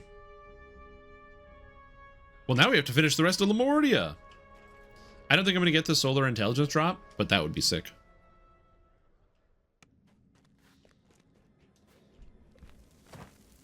Oh yeah, it's 400 for the golden moat, right? Yeah, so I should probably get up to like higher before I do that. And power creep online. Oh, dude. If I had the solar, this would give me 10 intelligence for one item at level 8. When Slave Lords came out, we thought it was crazy power creep that you could get plus like 6. Imagine plus 10. Oh my god. Hey, why are you doing this, doggo? What the heck? My dog is immediately charging in and attacking everybody. Bro, chill. Chill out. Also, my hireling is gone because it's been over an hour that I've been in Lamordia. The one downside to doing expansion quests is that it does take longer to level because expansions... Oh, I don't need the Fox's Cunning Wand anymore. Let's go. But yeah, it does take longer to level because expansions do obviously have bigger quests with more stuff in them. And so then it takes you longer to get through all of that.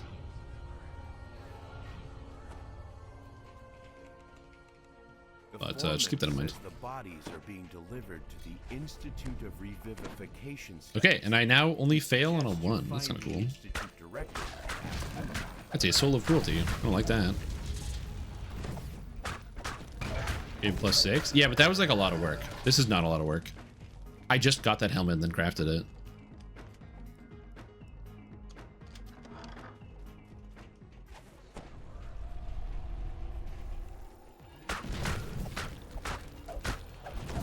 Is it only 2 levels for Augma? Oh, Augma Song is 17. Never mind, sorry. I understand what you said. Well, 17 or 20, and then just do it on, like, casual mode. Dino Crisis and Snowfall and Sunlight. All right, well, we just gotta get lucky.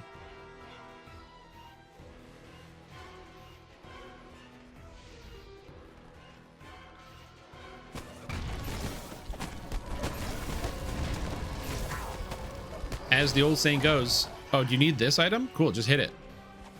You hit it every time. Don't worry about it. You always get it. Just get it. Just get the item. Success. Throws the scientist next to the operator. I'm gonna ignore the melee guy and go for the casters because they're really annoying. These guys are like throwing daggers at me and casting spells. Get the heck out of here, scientist luresman. I don't even know what a luresman is. Sweet.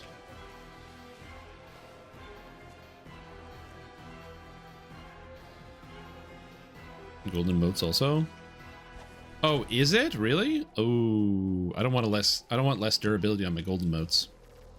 That would be very annoying. Yeah, you hit it every time. Just roll a 20. Come on, guys. It was like how some companies do the hiring. You just take half of all resumes and just throw them in the garbage immediately because you don't want to hire unlucky people.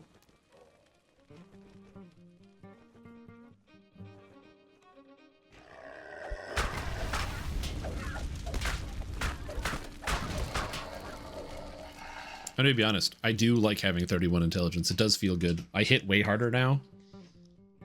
And it also helps out just generally with my searching and disabling and stuff. Maybe I won't flub on this trap that's right up over here. I can see through this door. Honestly, that does feel like real life. I know, obviously, it's better to have your doors be properly sealed. But have you ever lived in a house that just has like these huge gaps right around the door that you can basically see through it? That's the place that I'm living right now. The door to this room has like this massive, like almost 2-inch gap between it and the bottom of the floor. And that's an exaggeration. It's like a 1-inch gap. And so sound travels really easily out of this room that I'm in.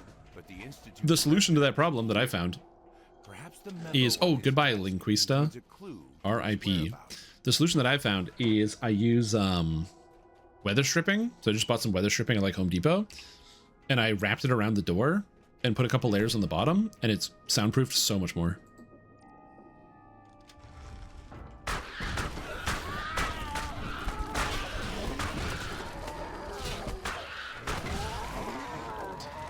Times Long Past takes way too long. It does. Times Long Past does take way too long. I feel like there's traps on this, but I can't remember.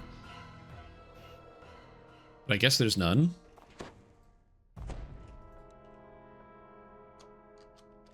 Because I did increase my intelligence, but I didn't increase anything else, so that's why I'm like mildly nervous about this.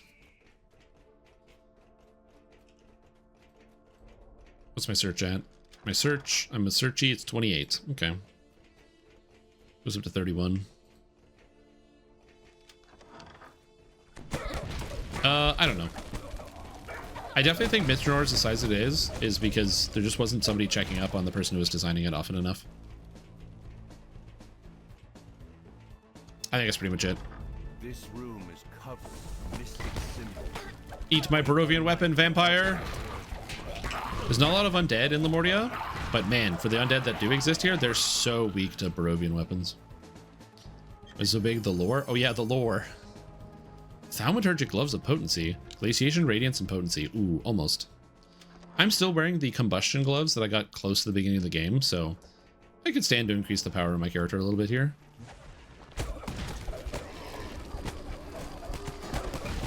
It's also funny, so I don't have the two-handed fighting feat line, so I do have some strike through, but it's honestly not a lot. But it's enough that I do sometimes just hit a couple targets thanks to the battle engineer tree. Oh, I didn't spend any of my action points. Oh, whatever. Okay, we go this way, this way.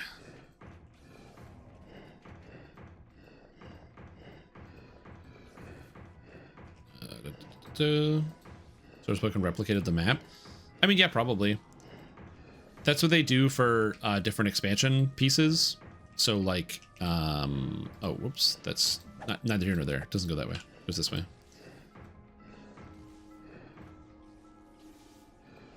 But that's what they did for, what expansion was that? Saltmarsh, where the Saltmarsh maps are all like very, very closely based off of their actual pen and paper maps.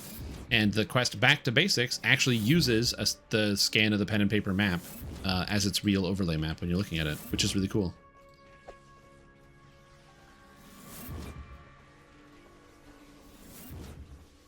Hear a metallic groan as a door swings open. Yeah. So if you ever go into Back to Basics next time, like open up the map and look at it. It's very cool. It's a cool map. Spot the Institute director working on an array of equipment designed to create multiple constructs. Oh yeah, and Castle Ravenloft is another good example.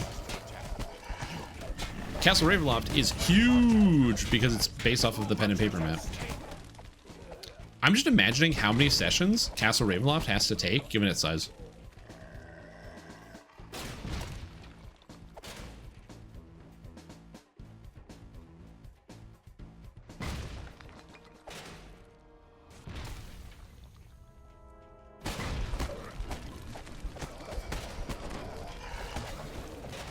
I think that's it. I think we're done.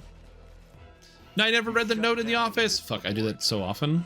Yet to stop this morbid scheme completely, you will need to confront Victra Mordenheim herself. I never read the note in the office. I always skip it. What's going on.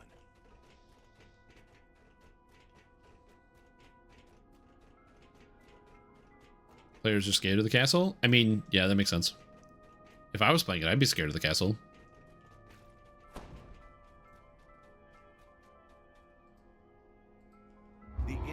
Hey, now we know where the bodies are going. Where are my bodies, Schmidt? You promised me bodies. Oh, they're at the Ludendorff University. Duh. Oh, okay, no problem. That's where the bodies are going. Problem solved.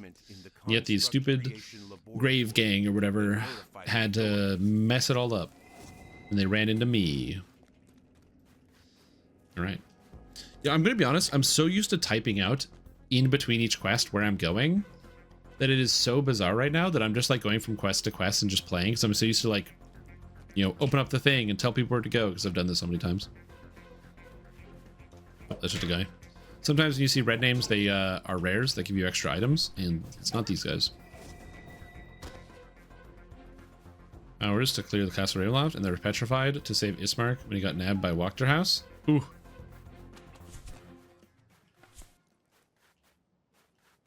I feel like one of those big modules like Ravenloft or something would probably be pretty fun if it was like your first time going through it. Like if you don't know anything about the story of Ravenloft and you're kind of like going in blind and you get the chance to like learn it and see it as you go. So you really don't know how things are supposed to react.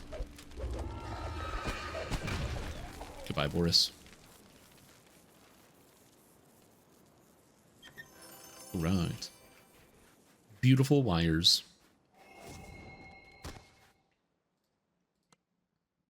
Again, this quest chain does take quite a long time, but you will also notice my experience is, it's not bad. Rank 52. I don't think I'll have to level up before I finish this, but I might cap out on XP, and I might have to level up before I actually finish this quest chain. I might have to level up after I finish the next quest, actually. Huge snowdrifts fill the cages and block Which is how it should be. Like, when you have an expansion should give you, like, the whole level cycle. Better on a repeat TM because it's supposed to change. Oh, because there's like multiple options, but it's based on what happens within the module, I assume, right? So you might play Ravenloft once, and then certain things happen, and then you might play Ravenloft again, and different things happen because you decide on different stuff.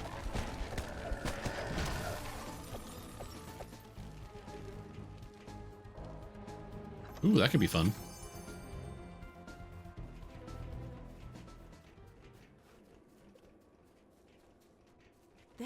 Oh, interesting. Oh, I didn't get the shovel. God damn it. But you'll need a shovel to get to it. You never go to Bone Grinder, but I do Bone Grinder every time I play. You found a shovel. This will come in handy when faced with a snowdrift. That'd be fun. How much is the Curse of Strahd module? Asking unrelated for no reason.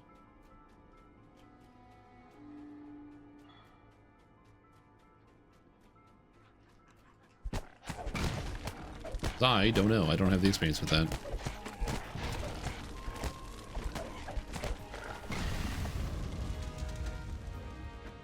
It's freaky in the module? Oh, okay. Yeah, in DDO, you kind of just burn it down. $25 on Roll20. What about the physical copy for the if you wanted to play it in with humans? I can probably just find it on Amazon and look. Deep, desperate roars come from the nearby building. It's just something to think about. I don't really like doing D&D online as much. Counterintuitive, given the fact that I'm currently playing Dungeons & Dragons online right now. I haven't said anything about my gameplay or how I'm doing things, mostly because there's not a lot to talk about here. It's like fight the bad guys. These quests are relatively straightforward. And I don't have anything else to note, other than I am going to cast Cold Iron on myself and my dog before I do this. Probably double? Yeah, that sounds about right, yeah. Find freedom PDF binder. Oh, yeah, but yeah, that could be something that could exist. I don't know. I wouldn't know anything about that. You probably don't know anything about that either. It's just one of those like weird rumory sort of thingies that none of us really can understand or really comprehend. I gotcha. I'm picking up what you're putting down. I am afraid. That sucks.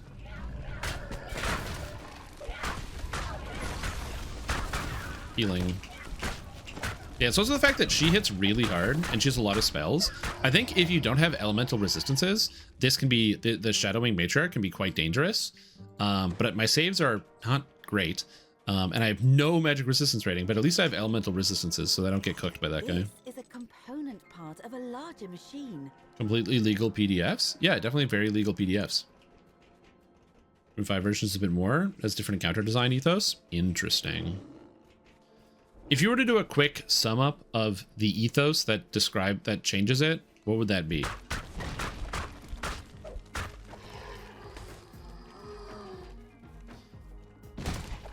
Because my understanding of a lot of the more modern design of some of the modules that I've read is that the more modern ethos is that, you know, and there's an emphasis on the players being the heroes, where I feel like a lot of older module design is maybe there are no, either not so much that there are no heroes, but maybe the players are more legends, as in they don't live to become heroes.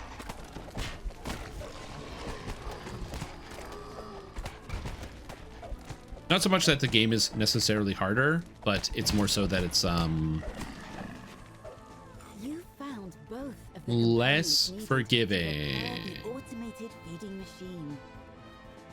Did this like 2-page encounter design, so it's easier to run like moment-to-moment setups. Cinematic scenes and encounters versus sandbox exploration structure. Oh, okay, I can see that. All right, that makes sense. There's a lot of guys in this room. Barnes & Noble's 2020 release of 2016 Curse of Strahd. $100. That's a lot of dollars. Oh shit. You're making bank.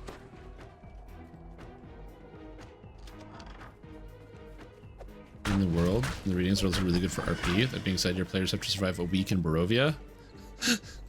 They can mulligan their set. They just have to live for a week. Ah, we'll just hunt and get some food. With Is hot and humid. no animals. Well, we'll get some berries off some trees. No berries. Apparently, the heaters in here didn't fail during the blizzard. Oh, my dog is tanking this guy to heck and back. I love it.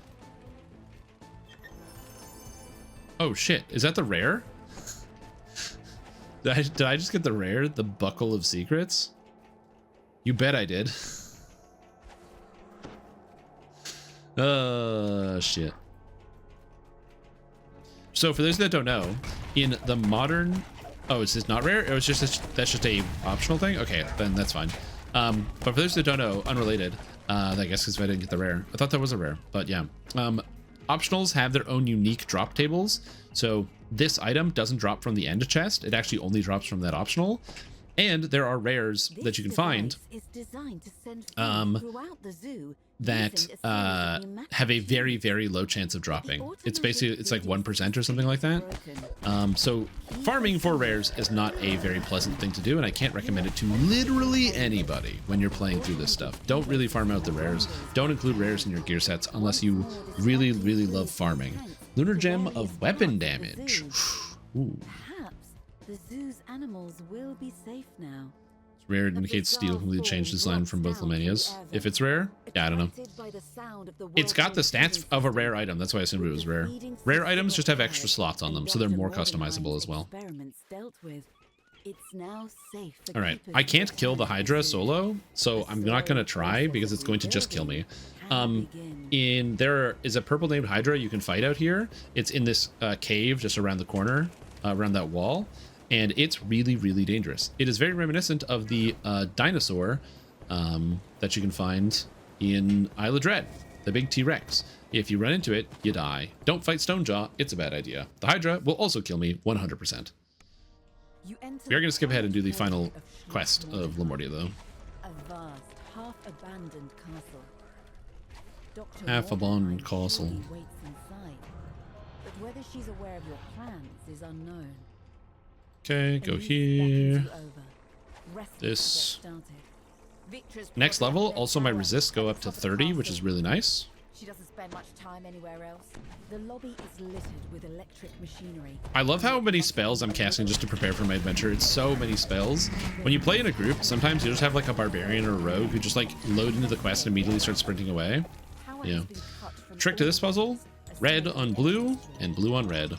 This is also the case with the other set of blue-red wheels that are next to each other in the quest Bark and the Bite, or Bark and Blade, as well as in the quest, what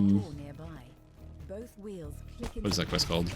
Bark and Bite, and also the jury one. What is that jury quest called? Order in the Court, thank you. Every set of blue-red wheels, yeah. If they're blue-red wheels that are next to each other with that color puzzle, it's the same thing. Funnily enough, when I did this the first time, I had Sandstone Games employees watching me play through the content. When I got there, I was like, oh, cool. I'm just going to hit it on blue-red. And it opened right away. And then I got to explain to, I can't remember who was in the chat, I think it was Convalaria, that like, yeah, all of them are the same thing. And it was just a funny moment. Because that could also be a case where each designer sets it separately when they're running it and don't realize that the rest of them are all like that. Because you as a player, there's no reason for you to assume that they would be the same. No other puzzles work like that. Well, the Standing Stone puzzles are a little bit different because I don't think you can make those just by the nature of how they move. because they don't change what each button does. So there's no way to change the how many presses it gets to a solution, because you just have to press buttons until you normalize it and then go from there.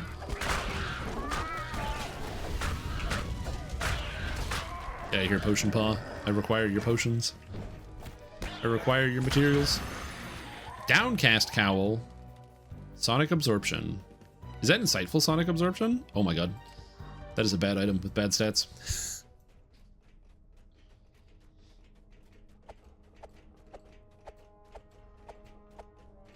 Yeah.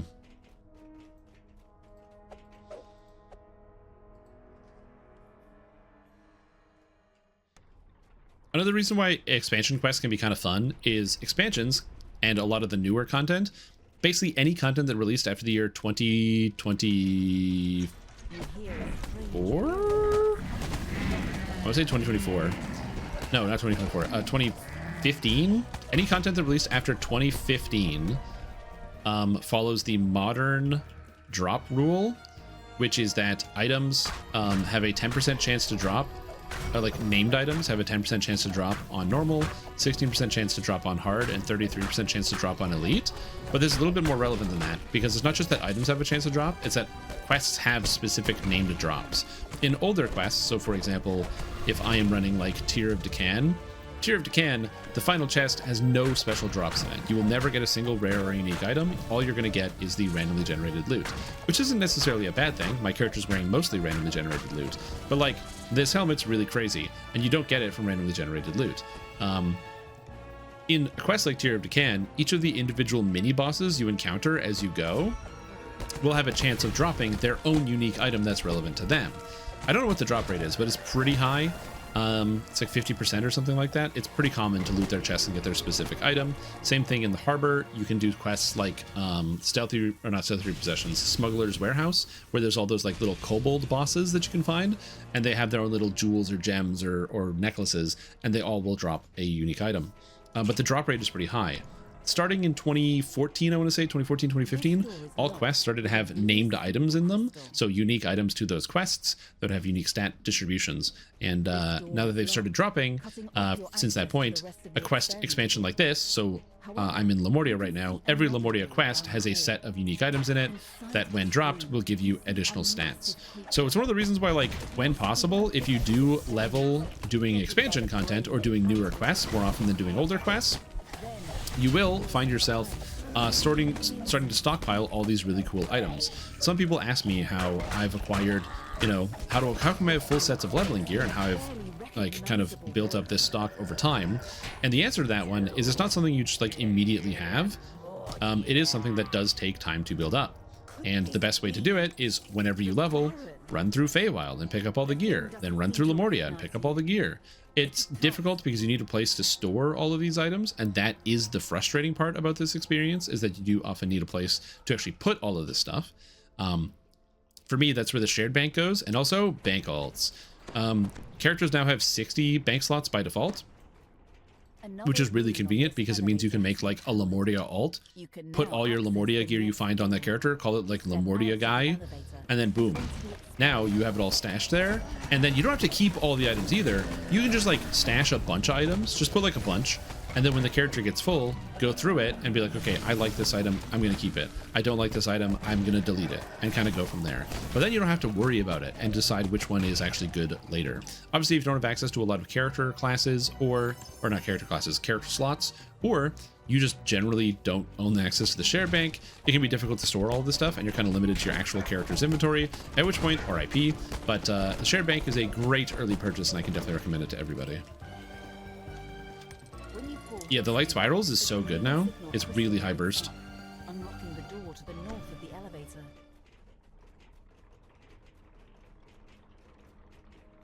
Okay. Various types of lab equipment. Another puzzle that you solve backwards, you don't explode.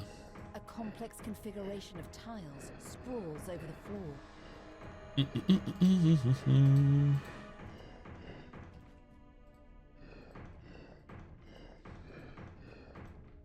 Okay, go here. No, that's wrong. This is wrong. It goes this way. But yeah, so that's how I kind of have all this gear. So I am going to end with quite a few pieces of named gear because I am running newer content, expansion content, or quests that released after that time. And so if you're brand new and free to play, obviously you won't be able to have access to some of these items. But bear in mind also your success here on getting the items you want is dependent on the drop rates. 33% chance to get an item on Elite. If I run every quest in Lamordia, and I believe there are 12 quests in Lamordia, that still only gives me, 4 items gained on average. With a lot of these quests also having optional, like a lot of the different optionals will have their own piece of gear. So it's not like I'm flowing in gear, like that's just everywhere. But I am giving myself higher odds to get better items, basically. It is almost always, yes, it's the longest route possible. Because I hate myself, I ran caught in the web. Spoken like a true person who ran caught in the web. This rune arm is doing 200 damage at charge tier 3. That's madness. Block the hand. Okay.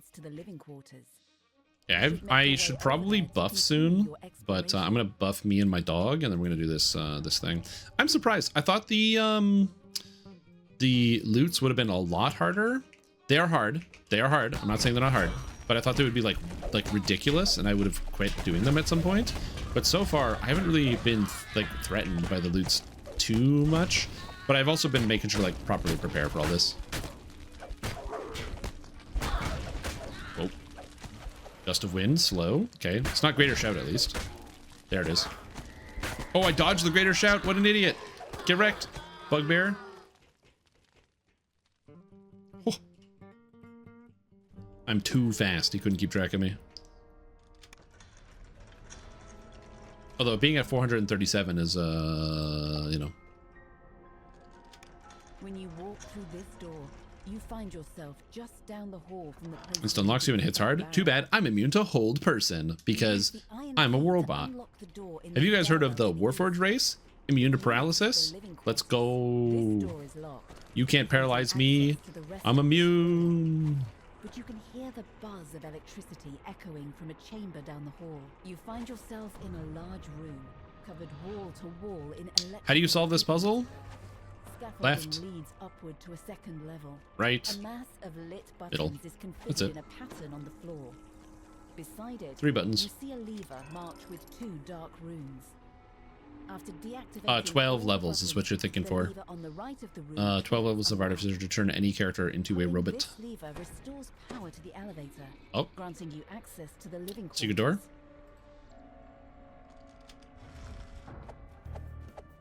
They're miserable on Reaper. Yeah, I can see that.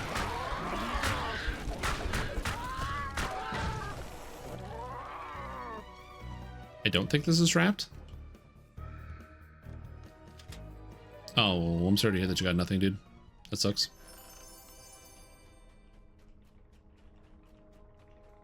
Almost there. You enter a sparsely furnished bedchamber. It looks like it hasn't been used in a long time. This Oh my god, look, it's the raid boss. It's the raid boss. I'm not surprised it's so run down now. That's the boss of the raid. Without me, He just ran away. Victor has no reason to spend any time outside of her lab. A large and mysterious figure lies on a table in the center of this room. Alright. Just as you enter, This is unrelated, but I watched that like Frankenstein movie, like the newer one, and it was pretty entertaining.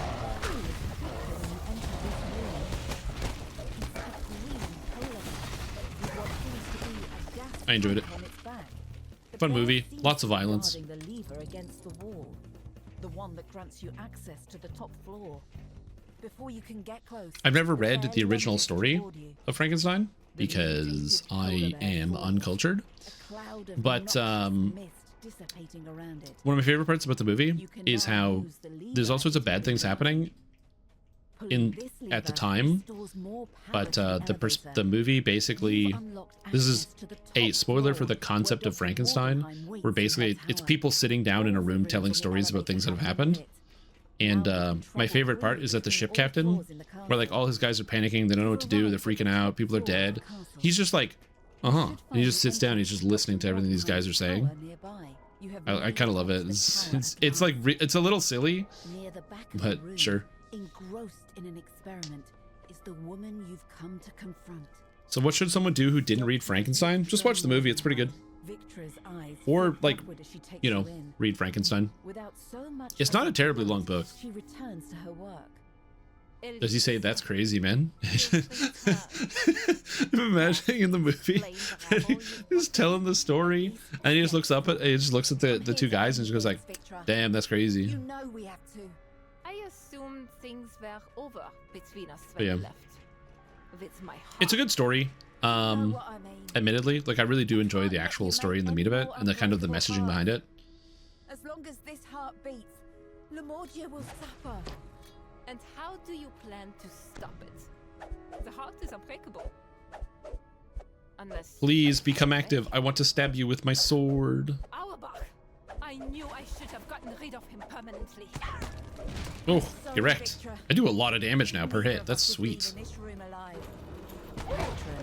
Now, some of you might be wondering, okay, Strimtom, how come you're not just doing Reaper mode? Shouldn't you just be running this on Reaper mode? Your character seems pretty powerful. Number one, if I go on Reaper mode, I can't even hit Reapers. I'm just going to die. You will make an excellent. So that's, just keep that in mind. And number two, one of the ways that you can actually make this character, if you're following along in this build guide, you find it's interesting, the actual setup I'm using, the item build and everything else, is actually, well, not item build, but the stat build and the setup everywhere else is actually really good for Reaper mode. So you may be wondering, okay, well, if it's good for Reaper mode, how come you're not playing on it? And the answer is I'm not using spec'd out gear. If you wanted to do this exact character on Reaper, just have proper setups, like gear for different levels. The weapon is pretty good, but, you know, having a constitution item is probably a good idea. Physical and magical resistance rating is probably a good idea. Maybe having some set bonuses, having a way to hit incorporeal targets, having blur and incorporeality built in just generally. You can make way better gear than I have, and pretty much get like an extra 150 hit points, and an extra like 4 intelligence and other stuff, and just make your character just generally stronger. And then Reaper mode becomes a lot easier. I'm kind of limited based on the items that I have, but if I did the prep work, I would definitely be able to do this on Reaper as well. So just always keep that in mind. It's all just about the amount of prep you want to put into it. I didn't want to go farm anything or set up anything, so I'm just doing this. Lies motionless in the snow, with Elise beside her. Yeah, but you get more regular XP. Elise says. Oh, also having 1 billion pass lives and Reaper points does help for sure. Don't. Victra Yo. cries. Frost Forged Large Shield. Cool item. Got guard breaking on a large shield at 8? I didn't know that was in the game. Cool. Without another word, I can't use it, puts her hand to her chest. but it's a really cool item. There is an explosion of heat and light, and they are gone. With Victra Mordenheim dead, and It's is that just it? You see an item and your brain just goes like, will return to a more Dolorous slot. state. Only time will tell whether the country will recover. What is that? That's a Dolorous slot right there. Shield? I didn't see a shield. I saw the slot. Sorry, I just kind of tunneled there. Yeah, Reaper mode, sometimes you get a bad room and you just die. That's also a big part of Reaper mode. It's the Bird Watcher. I love this guy. I'm going to skip it so you don't get spoiled in case you buy it buy this expansion yourself later if you haven't played it. One of my favorite rares in the entire game. Excellent rare. Tome of Skill Balance. I mean, you know what? I could use a little bit more balance. Let's go.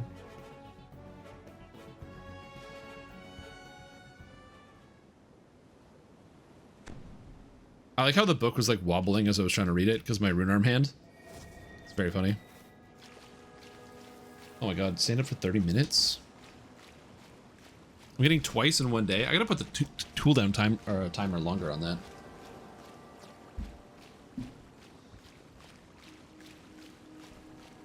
I do have more balance, so standing up makes sense. Okay. Oh, and the diver's here. And the diver is here. Yeah, you always want to be looking around. When going through explorer areas, you don't have to like search for rare encounters, I would say. But just, you know, keep your eyes open. If you see a character with a red name, it's good. Gotta keep you healthy. Yeah. It is Pizza Friday. I actually have pizza right behind me that is ready for me to eat. But I just don't like eating on camera. I'm currently not eating it. whips across the icy. Okay, this quest can be very dangerous. There is one section of this quest I will not be doing, even though I've been doing all of this and been trying to be as fearless as possible. There's a section of this quest I will not do.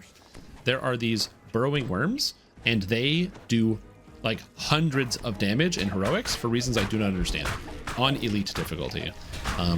Yes, the 5 worm egg room. That room is extremely lethal. Those monsters hit way harder than they are supposed to. They're hitting for hundreds of damage. I do not know why. Had a couple party pizzas today. Hell yeah.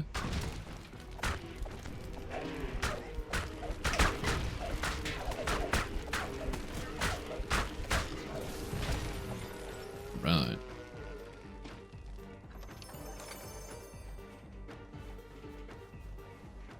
What about the Medusa or the big petrol? Oh, I'm going to do both of those. Those are easy. It's just the worm room. The Medusa, I'll show you the trick to fighting every Medusa in the entire game so you can stay alive and not die to a Medusa randomly. And the petrol is very easy. It's just a bird. Just beat it up. I'm gonna be honest, if I'm an Artificer and I'm losing to a random bird, and in the Artificer badge, what a bird, I'll just build a trebuchet. Can't fight me.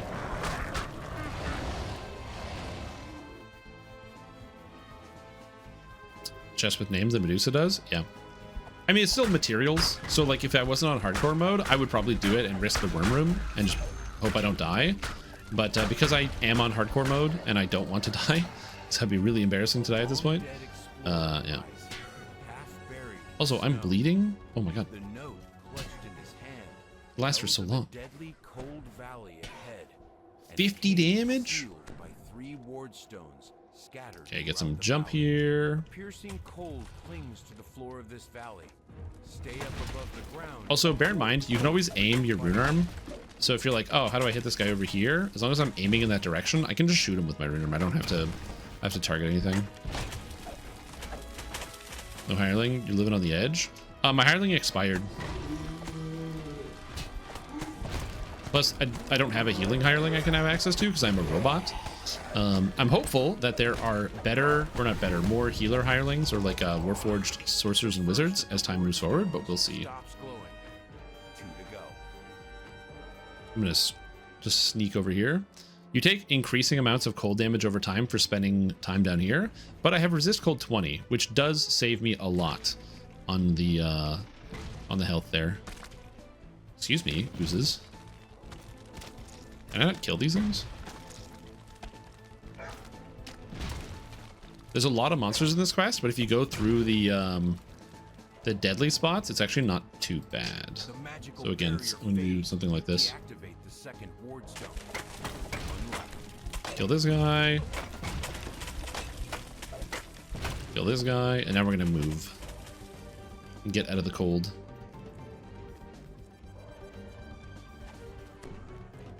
There are some purple worms here. I'm gonna try to avoid them. One of these I can handle, but it's when you have to fight multiple that they become very, very dangerous.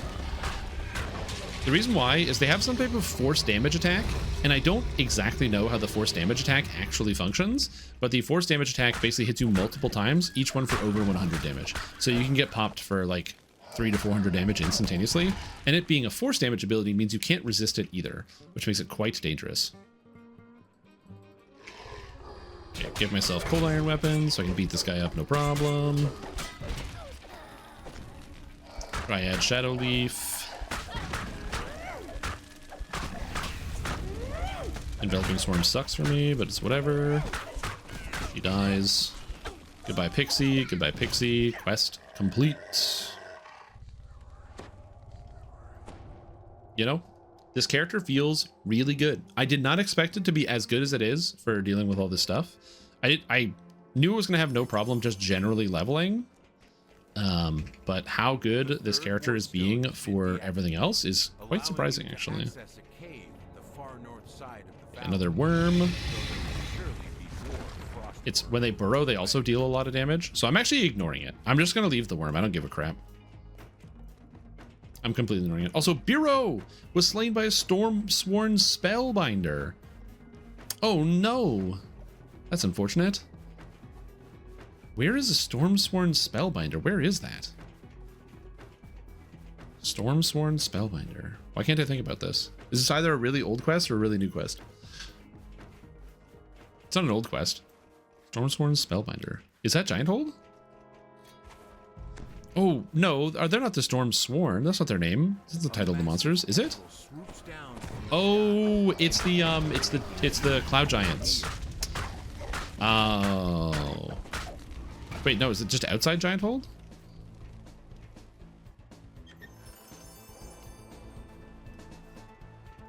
I'm trying to think of who's Stormsworn, because I know you can. It's Storm's Eye, Storm's Heart, and Storm's I don't know, kidney or something.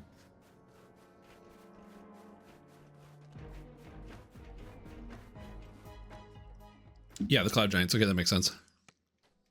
The frigid winds can't reach you here, deep underground. Storms left. But the caverns Ocular vein. Sounds of more frost wind.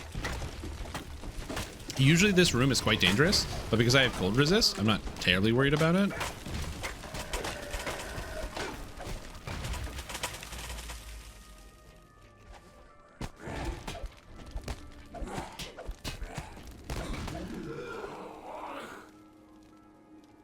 Also, some of you astute viewers might notice I'm actually letting it charge up to charge tier 2 when I said I wasn't going to do that very often last time. The reason I'm doing that is because by letting it go to, I have the extra charge speed now, so it gets to charge tier 2 pretty quick, so I kind of just let it get there. Okay, here's how you deal with the Medusa. At some point, she's going to try to breathe at me. Don't look at the Medusa. If you don't look at the Medusa, she can't hurt you. That's it. That's how you take damage from the Medusa. Just don't look at her.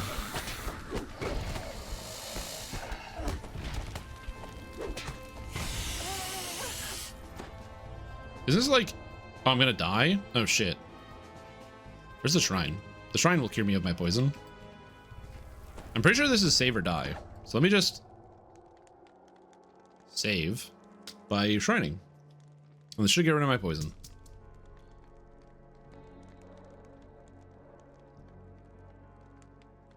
Uh-oh. That's not good. And I can't even recall out to save myself. Alright. Save or die time. Fortunately, as a Warforged, I get a base plus 10 against all poisons on top of what I already have. And I can't fail on a 1 because I'm a Warforged. So it should be fine. Or I will instantly die and it'll be very funny. 2, 1... Save. Plus 36. Plus 36, and I can't roll a 1, so that was no problem. The tension.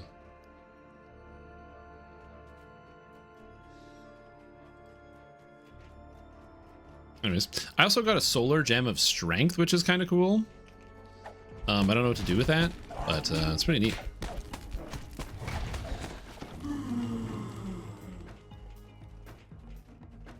I also really appreciate that when I drink haste potions, I'm drinking haste potions currently at level 8, so they last for 48 seconds. Very convenient on the Artificer because of the extra catch levels. As a reminder, you get Artificer Knowledge, which grants me increased cash level of potions, increased cash level of scrolls, increased cash level of wands. At 11, I get another catch level, so it'll last for 54 seconds. Dies to poison save, dodge that bullet. True. I said tank a Medusa, not live through the poison. Thank you, Worm, for roaring at me instead of attacking me. I'm very grateful. That worm could have killed me, but instead it was just roaring. So, works really well for me. I will have to town again after completing this quest. 1, because I have to level up, and 2, because my backpack is full. And then I will finish off the last 2 quests out here. It's kind of funny. The XP is too high, so I have to like recall out twice. I mean that, and also I am doing a fair amount of optionals, and that's something I do appreciate. Obviously, it's taking a lot of extra time, but this is how I know that I like this expansion. I'm not thinking about the extra time I'm spending doing optionals or other types of tasks. I'm just like playing through it and enjoying myself. And going out of my way to do optionals just feels kind of good, because I find a lot of times when I'm playing through, I just kind of like hyper zerg through the game, and it is like a way to force me to like slow down. Let's go over here, let's fight this boss, let's do this thing. And I find that very satisfying. Good return to form, you know? A lone cabin sits here, perched on the icy shore. This snowbound retreat. Like, I think that some people might disagree with me. I actually think that the loot in Lamordia is quite good. Obviously, the grind for all of the materials is more than I think a lot of people want to deal with. But I think just generally the loot is quite good. Finishes telling her story. She's agreed to Eek help DDO quest design. It's good. Dr. Mordenheim. It is good. But first, she needs something from you.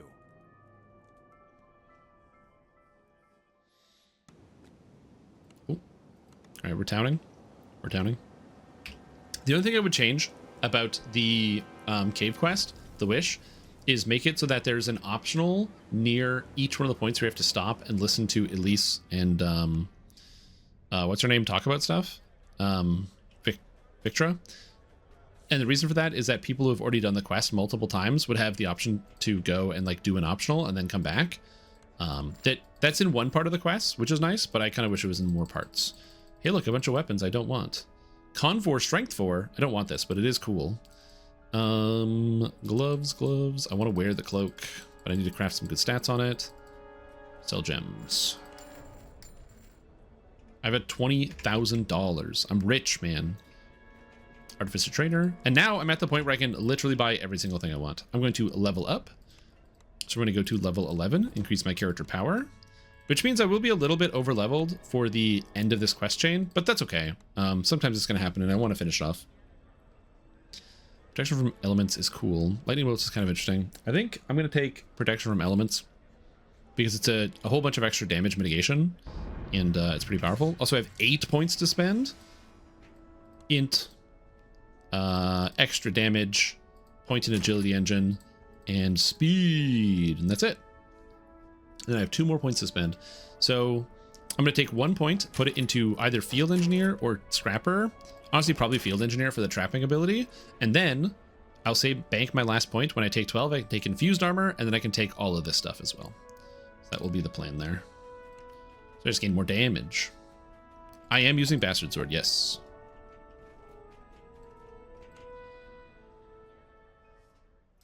I'm a Bastard Sword using character. The moment to moment of Lamordia's Peak. Also make options worth doing makes the game feel better. It does, yeah. All right, and now we head out here. But first, I'm going to check for the rare. I don't know if the rare will kill me. But I'm curious if it will. I don't think it will, but I'm curious if it will. Let's go inside. Is it here? No, it is not. There's Grimishkas. Or spiders? I guess spiders. Without a healer? But I'm a healer. Hey Strim, Brian here. Hey, what's up? Recently I have been having an issue that when I bend down I see Mickey Mouse and when I stand up I see Donald Duck. I think Okay. I am having Disney spells. Earlier today when I went to the zoo I saw some toast in a cage. When I asked the zookeeper about it he told me that it was bred in captivity. Okay. Okay, the bred in captivity one is quite good. I do like the bred in captivity. That's very funny. The Disney spells is also funny. I do like it, but bred in captivity is like amazing. You acted without thinking about what things would be like when you returned. Excellent. Yet here you are, once Absolutely hilarious. Immaculate. Delightful. Bred in captivity. Oh, now I have action boost haste. This is the best attack in the entire game. I also technically have shadow defenses, which I wasn't using at all. I'm gonna put that here. I'm gonna put these here now. Yeah, action boost haste. Now I can attack faster. It is the highest way to increase your DPS. There's no way to increase your damage more on a melee character than action boost haste. If you like playing melee and you don't have access to action boost haste and you don't use it, you should. The way that people get action boost haste on their melee characters that don't normally get it is through the Vistani Knife Fighter tree. It's also one of the reasons why pretty much everybody uses it. Fortunately, as an artificer, I don't have to worry about it. I just get action boost haste. But yeah, 30% more attack speed is just a straight multiplier on your damage, and it turns out it's very good. Well, Action Heroes much more limited on who can use it and how you can get access to it. It is more powerful, yes, but the opportunity cost is in most cases too high. Also, increasing your attack speed increases the speed at which you use your cleaves, like your spin attacks and what have you, which is very convenient for this character.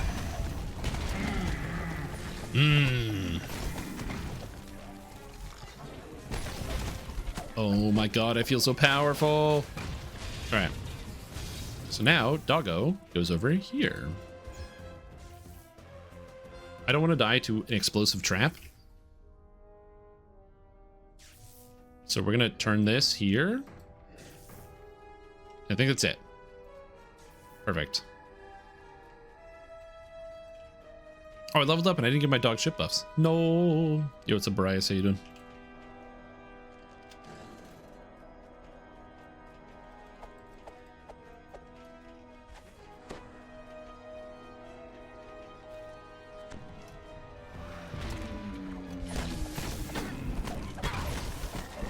Passenger thing I was talking about is amazing to use single weapon fighting for the attack speed.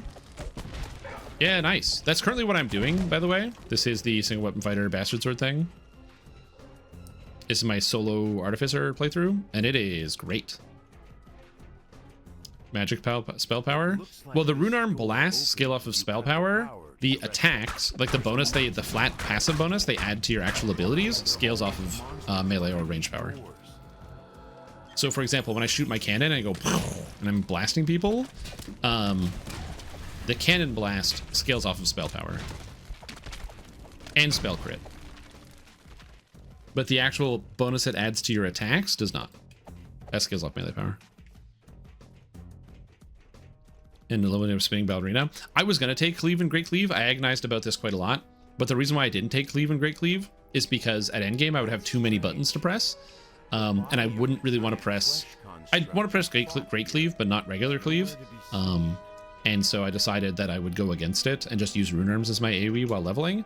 And I'm going to be honest with you, I'm pretty happy with the result. The first few levels were a little bit slow, but now that I have like the rune arm for the AoE, it's pretty good. And I can use this rune arm all the way up to the level cap, so I don't really need to replace it, which is nice. The elevator takes you to the upper floor of Schloss Albrecher. Schloss The Albrecher. doors here are boarded up and sealed. Save for one. No, that's not a secret door. Or it's a secret door, it's not a treasure chest. You know where the secret chests are, Strimtom.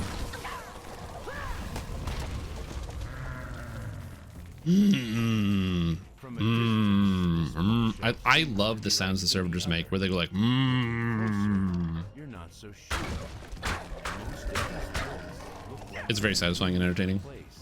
Save for one. The telltale sign of a hidden door. All right, what's up, Baron Albrecher?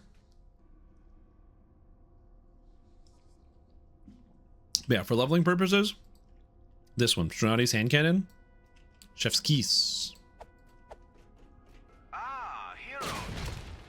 exploding cannon shot, very good. It technically gives me 50 mana, which I didn't even think about. I must admit I'm loath to entertain guests in a state such as, well, this. Very few have seen their stalwart Come on, dude, leader let's go. in his form. Yeah, I can King's craft it. I don't have the materials though, or the crafting know-how.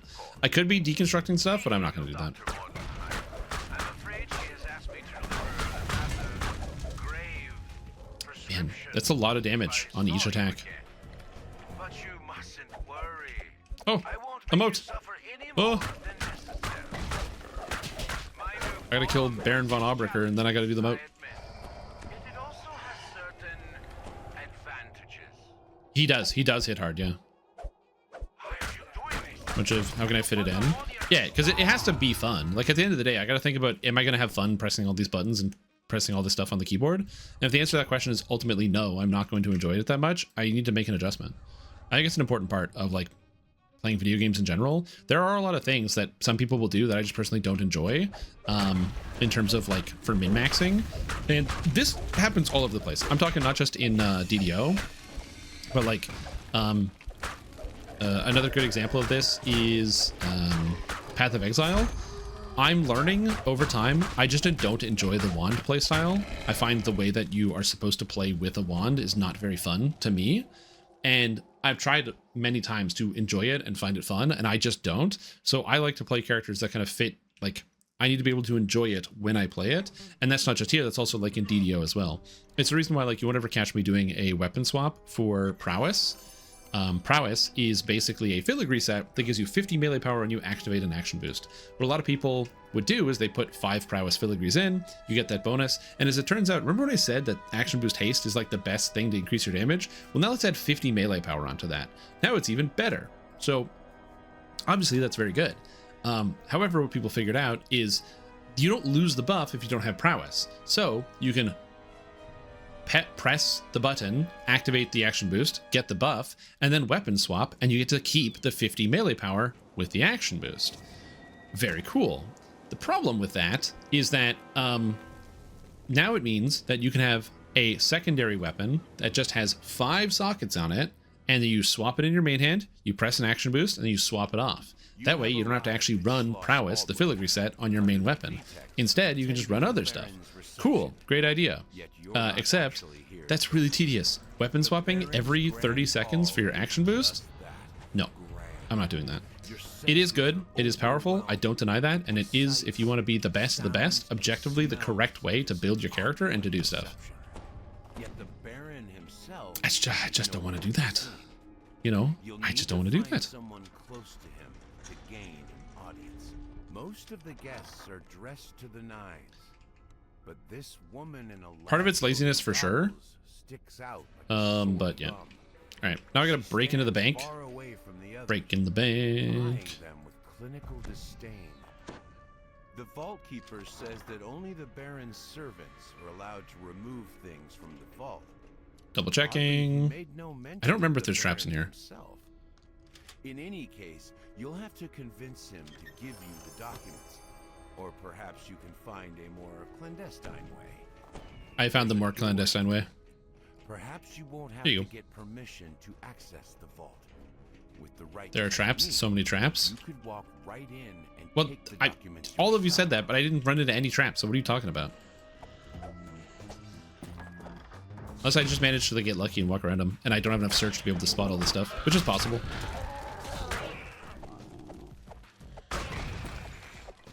Count yourself lucky? I do. I do count myself lucky. Every day. There's like 2 in front of each chest. Oh, so I don't have the search to be able to find them then. Amazing. Yeah, I don't have a good enough search item.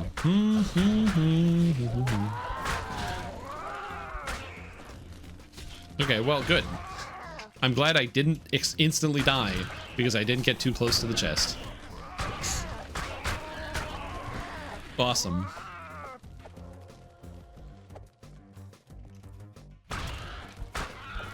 Die, Grimishka. You might be wondering why I did both of them. I did both of them because by helping both of them, at the end you get a second final chest. It doesn't drop loot, but it named items, but it does drop ingredients. And as I mentioned, I do want to craft a cloak for this character. I think getting this cloak, the Gravekeeper's heavy cloak, would be really cool. 16 extra life on top of what I've already got. And then it's got the insightful magical sheltering, would be sweet. And since I already have the insightful physical sheltering from the helmet, I could get like a sheltering augment if I want. Like I get a sheltering augment 12 and then like maybe put it in the cloak. That'd be kind of sick. So I'd love that. Because then if I get that, I could get like a sheltering sapphire. I'm not against buying something out of the DDO store. I mean, heck, on this character, I have earned a total of 723 favor. So that is 175 DDO points. So if I do feel like it and I decide I want to buy like a sapphire of sheltering or something, I could do that. I'm not going to right now, but I don't think it's that crazy to do since I've got all these points. But I'm probably not going to. I'm probably just going to like deal. But that would be a huge amount of increase in defense. That would probably bring me up to like 50 physical resistance rating-ish. You can buy them with remnants. Oh yeah, I could buy them with remnants. Sapphire defense, yeah. How much is it? It's like 200, 300, something like that? DDO, Saph... augments? It's like purchasable augments?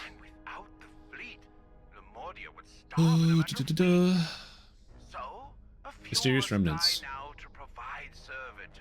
Oh, level 12s are 700 remnants for a Sapphire Defense 16. 700 remnants. It's not that crazy. The floor beneath you gives way. You plummet down to the dungeons below Schloss Albrecht. Welcome to another part of my home. 0, so that being said, I'm scale off of melee power with flat damage. Would it take into effect the harp rage and intelligence to damage? Dr. Mordenheim sends me. Experiments.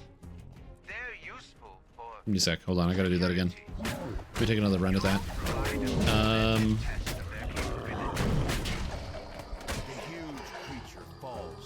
Oh, does the the rune arm is a spell, so spells don't scale off of your attack stat. So the damage, so like when you blast your rune arm, it wouldn't scale off of your attack stat. The way the rune arm deals damage, you can read it. So if you read the rune arm, this here, this is all a spell. This is all spell damage, and it tells you how it scales. The base, the imbue here,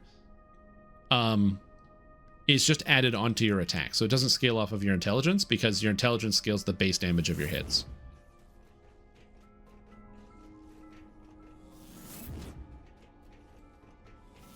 $400 remnants for level 8. I don't know how many remnants I've picked up.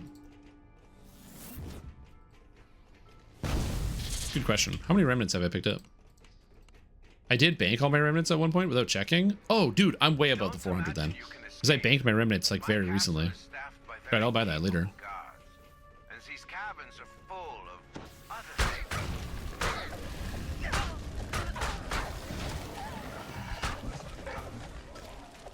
Yeah, it's a good idea. I'll probably buy the level 8 because I have the remnants on me. And then, and the plus 12 will be really good.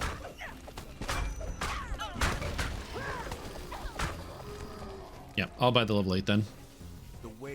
Great way to use remnants. If you didn't know, there is a augment vendor that sells things for mysterious remnants. You get mysterious remnants for killing champions.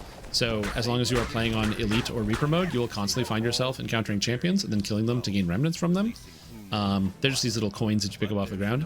There used to be a guy that played on Argonessen, and his character name was Janis Joplin. And every single time a remnant would drop on the ground, they would type into chat or say over the comms, "Ooh, a piece of candy." Like that scene in Family Guy with James Woods. Every single time. What a legend. All right. Yeah, he's got it. He's got it. He's taking care of it.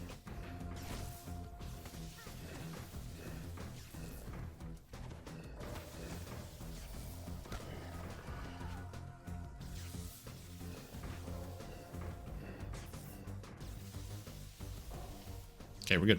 All set. Now we can escape.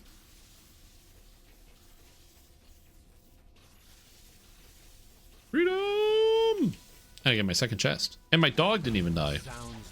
The Iron Defender is definitely losing a lot of value. It took him very long to kill that thing.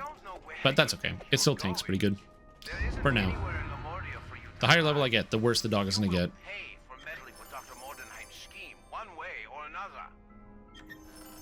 Socket chain. Double mana necklace?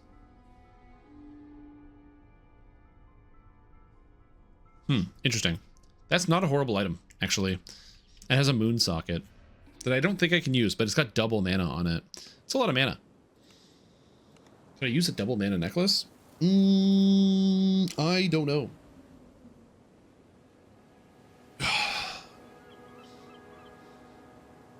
All right, so that's it. That's Lamordia. Now, because I did Lamordia, I do want to take my Dark Gift bonus and go get it, so I am going to, in fact, get a Dark Gift. If the Dark Gift ends up killing me, that would be hilarious, but I'm going to take the Offering of Dark Powers. There's a Solar Gem of Switch. Oh my... No! Rune Arm Charge Speed Augment as an option? No! I'm so biased. I want this. This is a rare augment, too. So some augments are rare augments, which means they have an unbelievably low drop chance, and this is a rare augment. Oh no. Oh no. Oh, I want this really bad. But it's only 5%. It can't be good. No, it's only 5%. It's only 5%. It's only 5%. It's only 5%. No, there's no way. There's no way. Yeah, it's only 5%. Don't think about it. Don't think about it. It's only 5%. Oh. Oh, it's only 5%.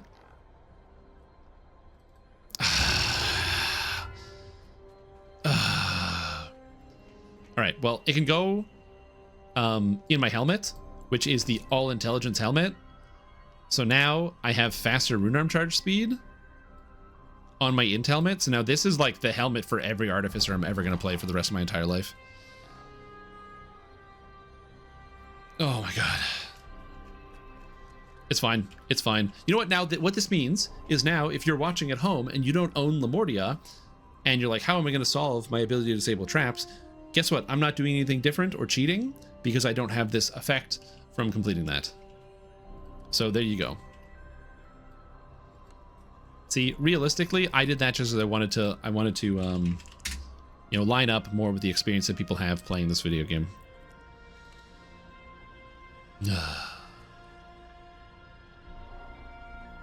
I can get melancholic double strike. I can get 6% double strike on the cloak. False life. I kind of just want to hit Constitution.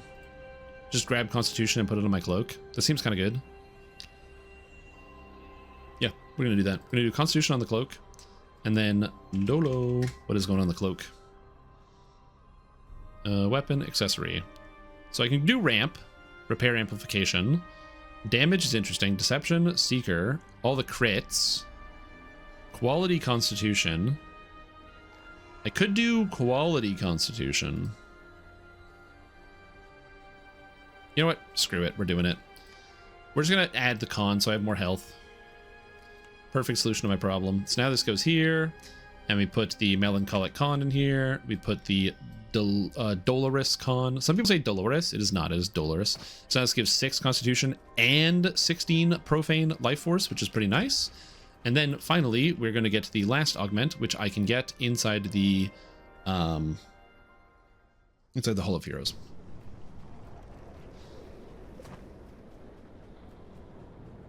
It's only one con, so it's probably better to grab like accuracy or something, but whatever, it's fine. All right, next is Hall of Heroes.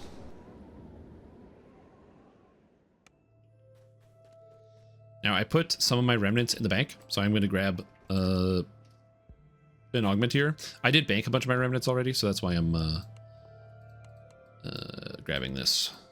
I'm just going to bank all the rest of mine, and then I'm going to buy the augment that I want.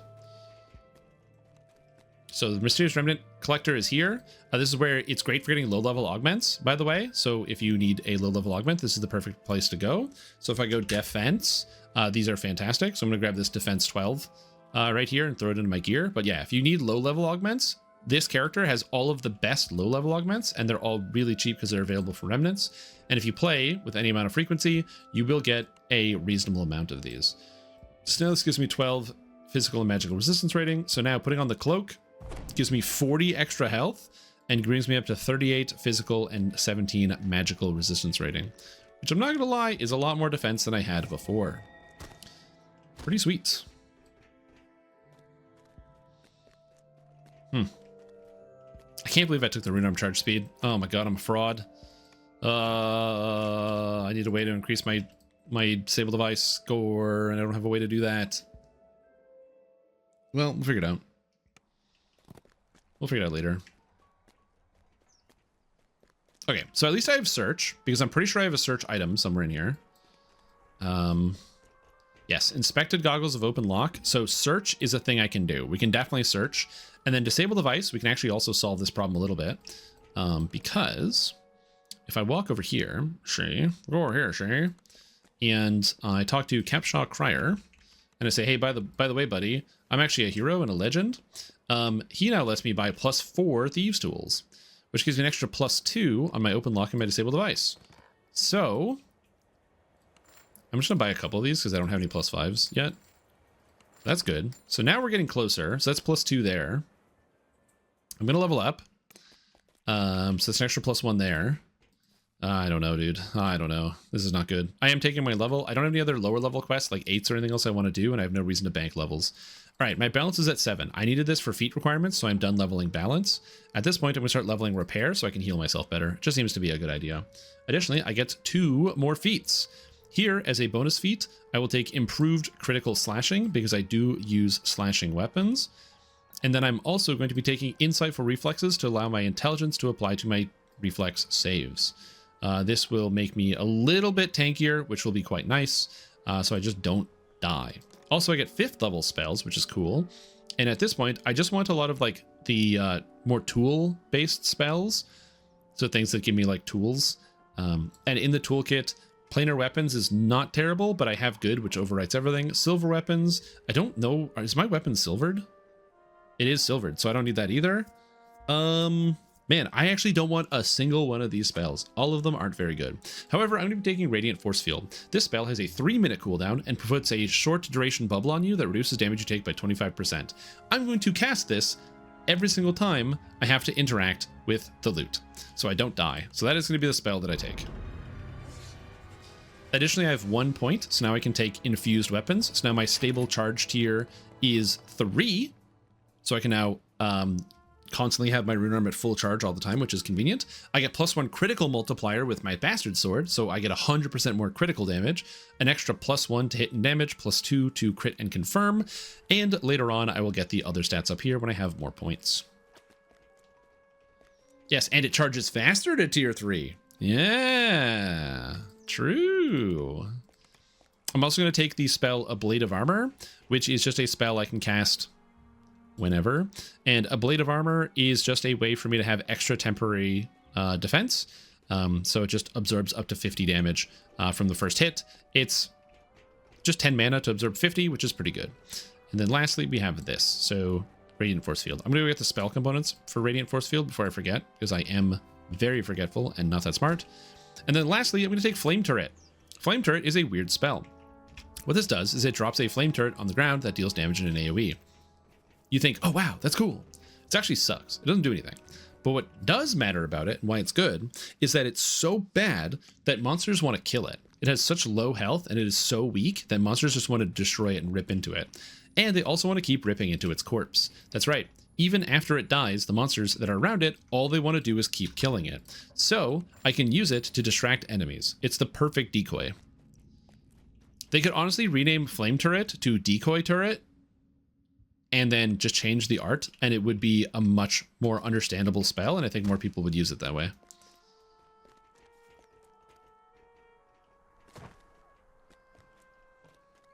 It's a very, very bizarre item.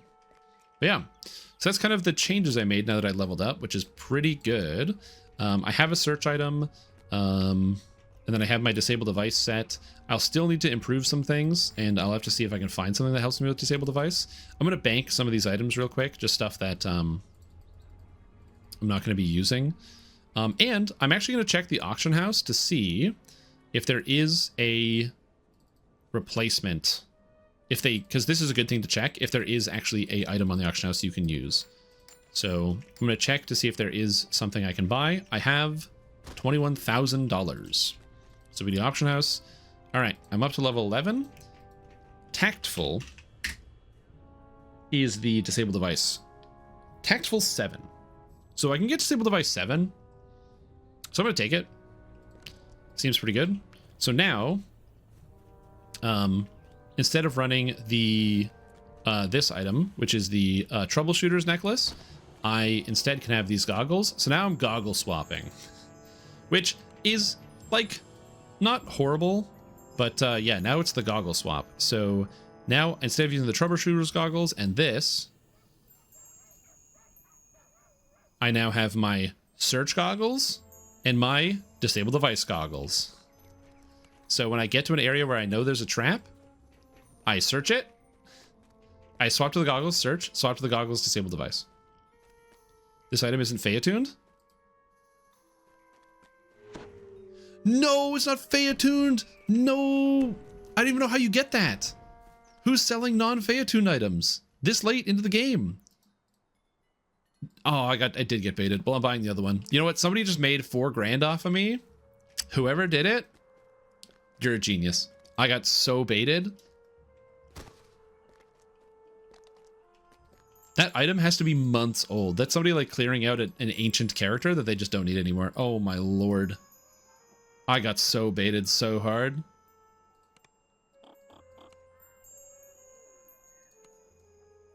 It's fine. The +6 is still good. What was it?